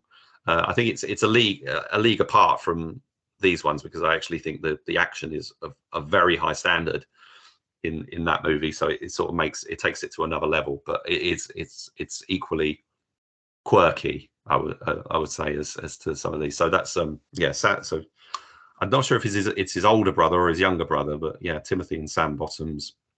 Yeah, and Sam Bottoms is no longer with us. He passed away in 2008, which I didn't realize. Oh, did he? Yeah. Right. Okay. Yeah, because he was I know he did like what's it? So he did Shadow Fury and Project Shadow Chaser 3 was back in sort of the mid-90s. That's what the other thing. I mean, he's done lots of other things, but that's another thing I had seen him in. But yeah, I did notice that he hadn't done anything since 2007, but I didn't realize that he passed away. So that's very sad. Yeah, so he was younger. He was born in 55, and Timothy Bottoms was born in 51. It looks like 51. So. Yeah, and I didn't know that either until I was just looking him up now, because I was kind of curious. I remember that Shadow Fury movie you talked about, he hasn't done anything since 2007. I don't know if it says in his bio what he died of brain cancer. Wow, so so really really tragic there. I guess that he that's too bad, because you're right, like because. I would sometimes get them mixed up, because I'd be like, why is there nobody in this movie that looks like George W. Bush? And then I'd realize it was Sam Bottoms and not Timothy Bottoms in the movie. It's, I think both of, like you talk about with Scalia as well, like there was a niche for these actors, especially in kind of the mid to late 90s, to do these movies. And then it's almost like the industry changes a little bit, and they can maybe get roles in TV, things like that maybe make it so, like, okay, well, I'm not going to grind out these low budget actioners here if I can get into something, on TV or maybe a nicer indie flick or something like that. Mm.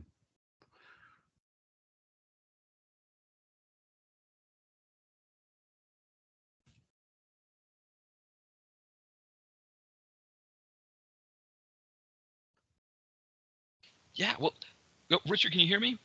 Yeah, sorry, it dropped out for a moment there. Sorry. Okay. No worries at all. No, well, I think maybe I don't know. Did you have any kind of final thoughts on either of these movies? I don't think so. No, I think I've pretty much covered all my notes. I would just say,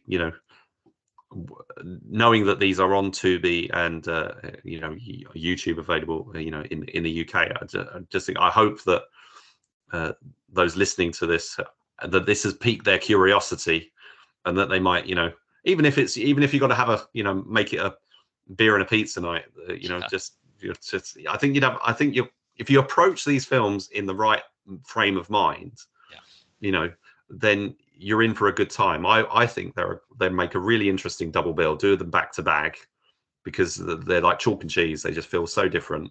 Yes. It's just extraordinary that they were made practically back to back, because they came out one in 96, one in 97. I just don't know. I don't understand how it went from one style to another style, but and everything. And once you understand the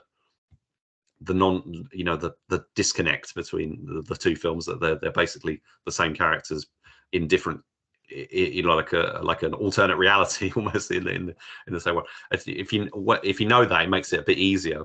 But I quite like the fact that I had that experience of watching it being completely confused, because that just kind of added to the experience of it. But just there's so many sort of wonderful little quirks and stuff in these films. I do think it's a shame that Stephen Kamen didn't do any more, because he showed progression in the from the first film to the second film. So he could have done potentially a third film, fourth film, because he did the other one, but he could have done another one where maybe his confidence grew even more, and he could have taken it to another level. So that's just going to be what a shame. But check out his name. I think I looked up. I'm not sure if he's like German or something, but I think he's also credited on some of his work as Sven Nouveau. Yes, I noticed that, especially his older, so I'm not sure cinematography ones.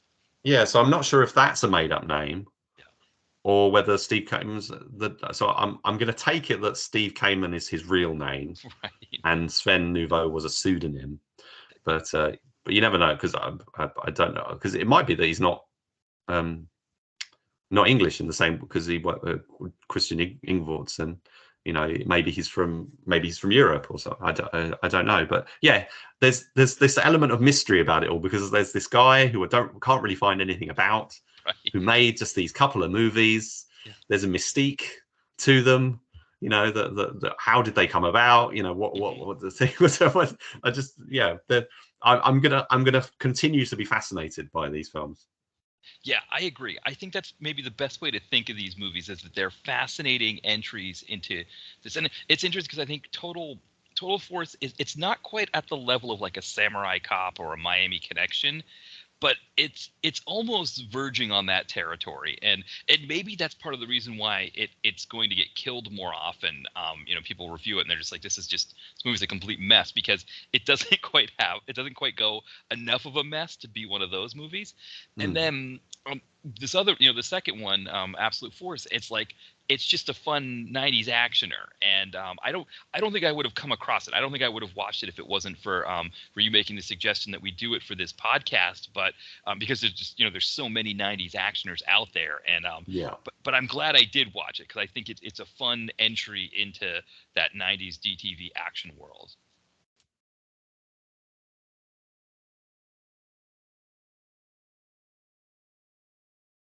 Well, thank you for having me on to talk about these movies. Yeah. Now, before we wrap up, Richard, did you want to plug anything while we're here? Oh, well, I would be remiss if I did not recommend that listeners come and check out the DTV Digest, just to see what you think of the show. Maybe, drop us a message if you enjoy it, and let us know what you want, the kind of movies you want to hear us talk about. But yeah, we try to cover a variety of new releases each week. The show is initiated and hosted by my pal Mike Parkin, and we try to cover mainly genre stuff. So action and horror is our sort of main remit, and we look back at a classic, a throwback section, and we also, as we were talking about at the start of the show, we try to look at a short film each week, again usually something of a genre type. So you can find us on Audible or Podbean, and probably a few other places. but we've got also our social media. So we've got on Facebook or Twitter, the DTV Digest, and also we've got the DTV Digest Short Shots Twitter, where, as I was saying earlier, post a short film every day every day, and on Twitter and Facebook on the DTV Digest, we also post the DTV chart. So we look at what the current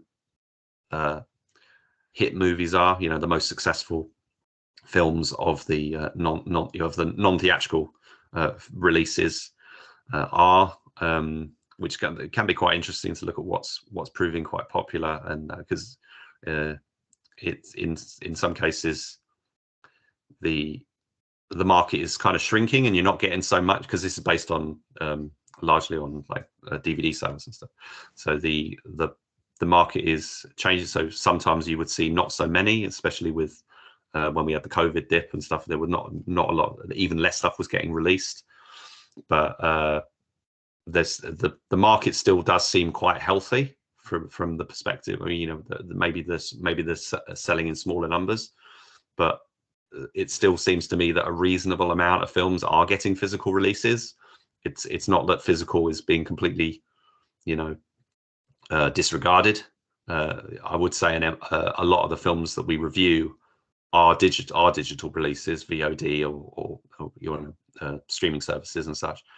But there are quite a few, like a distributor like High Flyers, still committed to putting films out on DVD. Anyway, sorry, that's an aside. So yeah, we post the DTV chart and what is new on physical media each week. So we try to provide a fairly comprehensive perspective on the market, focused on the United Kingdom. And so if you enjoy any of that, that would be good to. I'm fumbling my words here, but yeah. So it's just check it out and see what you think. If you like it, let us know, and whatever, that'll be cool. Yeah, no worries. Yeah, no, it's late in the UK. We're chatting from. So it's nearly 1 o'clock in the morning. Yes, exactly. So, but I think I like it. I subscribe on iTunes, and I think it's what you guys do. I think is fantastic, because you're spotlighting direct-to-video movies. Whether they're new ones, indie ones, and I think for listeners in the United States, I think sometimes it's weird. Like sometimes you get the movie first in the United Kingdom, we get it second. Sometimes it's the other way around. Sometimes the title is different, but usually even within that kind of thing, you guys have a good, we'll kind of give some background on where this movie came from or that kind of thing. And so, yeah, I think for people that are listening to this podcast, that if you haven't found DTV Digest, it's really, really good, just because that you guys usually spotlight multiple films and can kind of give, I know for me, there's movies that I probably wouldn't have thought about watching if it wasn't for listening to the digest. Thanks. And also, the way the show is, if there's a bit that a film that you're not particularly interested in, you just skip through a couple of minutes and we'll be on to a different topic. So we try to have quite a variety of different stuff. So we might be talking about an action movie 1 minute and then a horror movie, or we might do a theme episode where we just talk about horror. So we've done one recently, focusing as much as we could on Shudder. So some of the film releases that are on there. We're not sure whether people enjoy, whether they prefer those sort of, it's an action episode because I'm an action fan, I just want to listen to the action stuff, or whether they like the sort of mix-up approach of looking at different kinds of stuff. But so that's always interesting to hear about what people really want from the show. But we just try to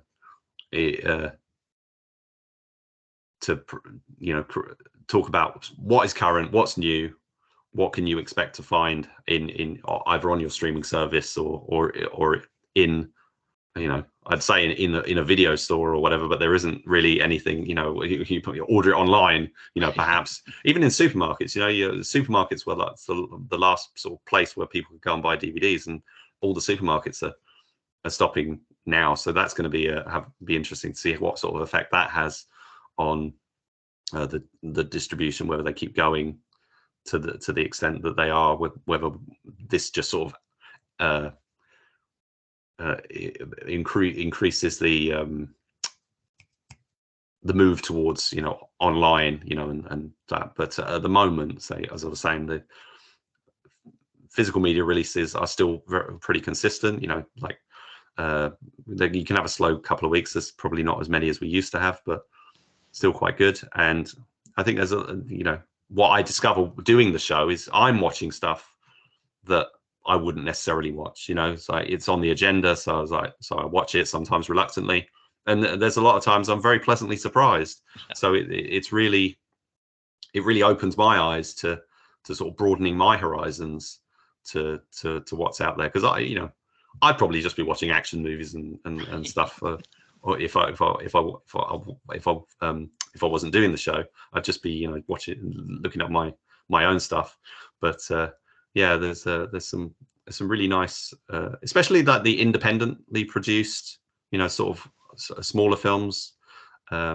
We've covered a few recent. I can't remember the names don't come to mind, but there's some really great talent out there, and as I say, with the short films as well, sort of really interesting stuff. And you can really I love tumbling down the rabbit hole, just yes. You find something and that leads you to something else, and then you find something, and as we're doing this episode, looking into the Total Force films, and you finding these connections to Andy Sedaris and Lloyd Kaufman and whatever, and you realize that things all end up back at the same place. They're all kind of connected. It's a lot of fun. So yeah, thank you for having me again, Matt, and I hope I haven't rambled on too long. I know we've had quite a long conversation here. Yes, no, it was fantastic. It was great chatting with you, and I think I thank you everybody for listening. We'll wrap it up here. And I think we'll, again, with the two movies, like you were saying, YouTube probably in the UK, in the United States, Tubi, you can stream them for free there. You can check them out. But thanks again, Richard, for coming on, and thank you everybody for listening. Bye, everyone.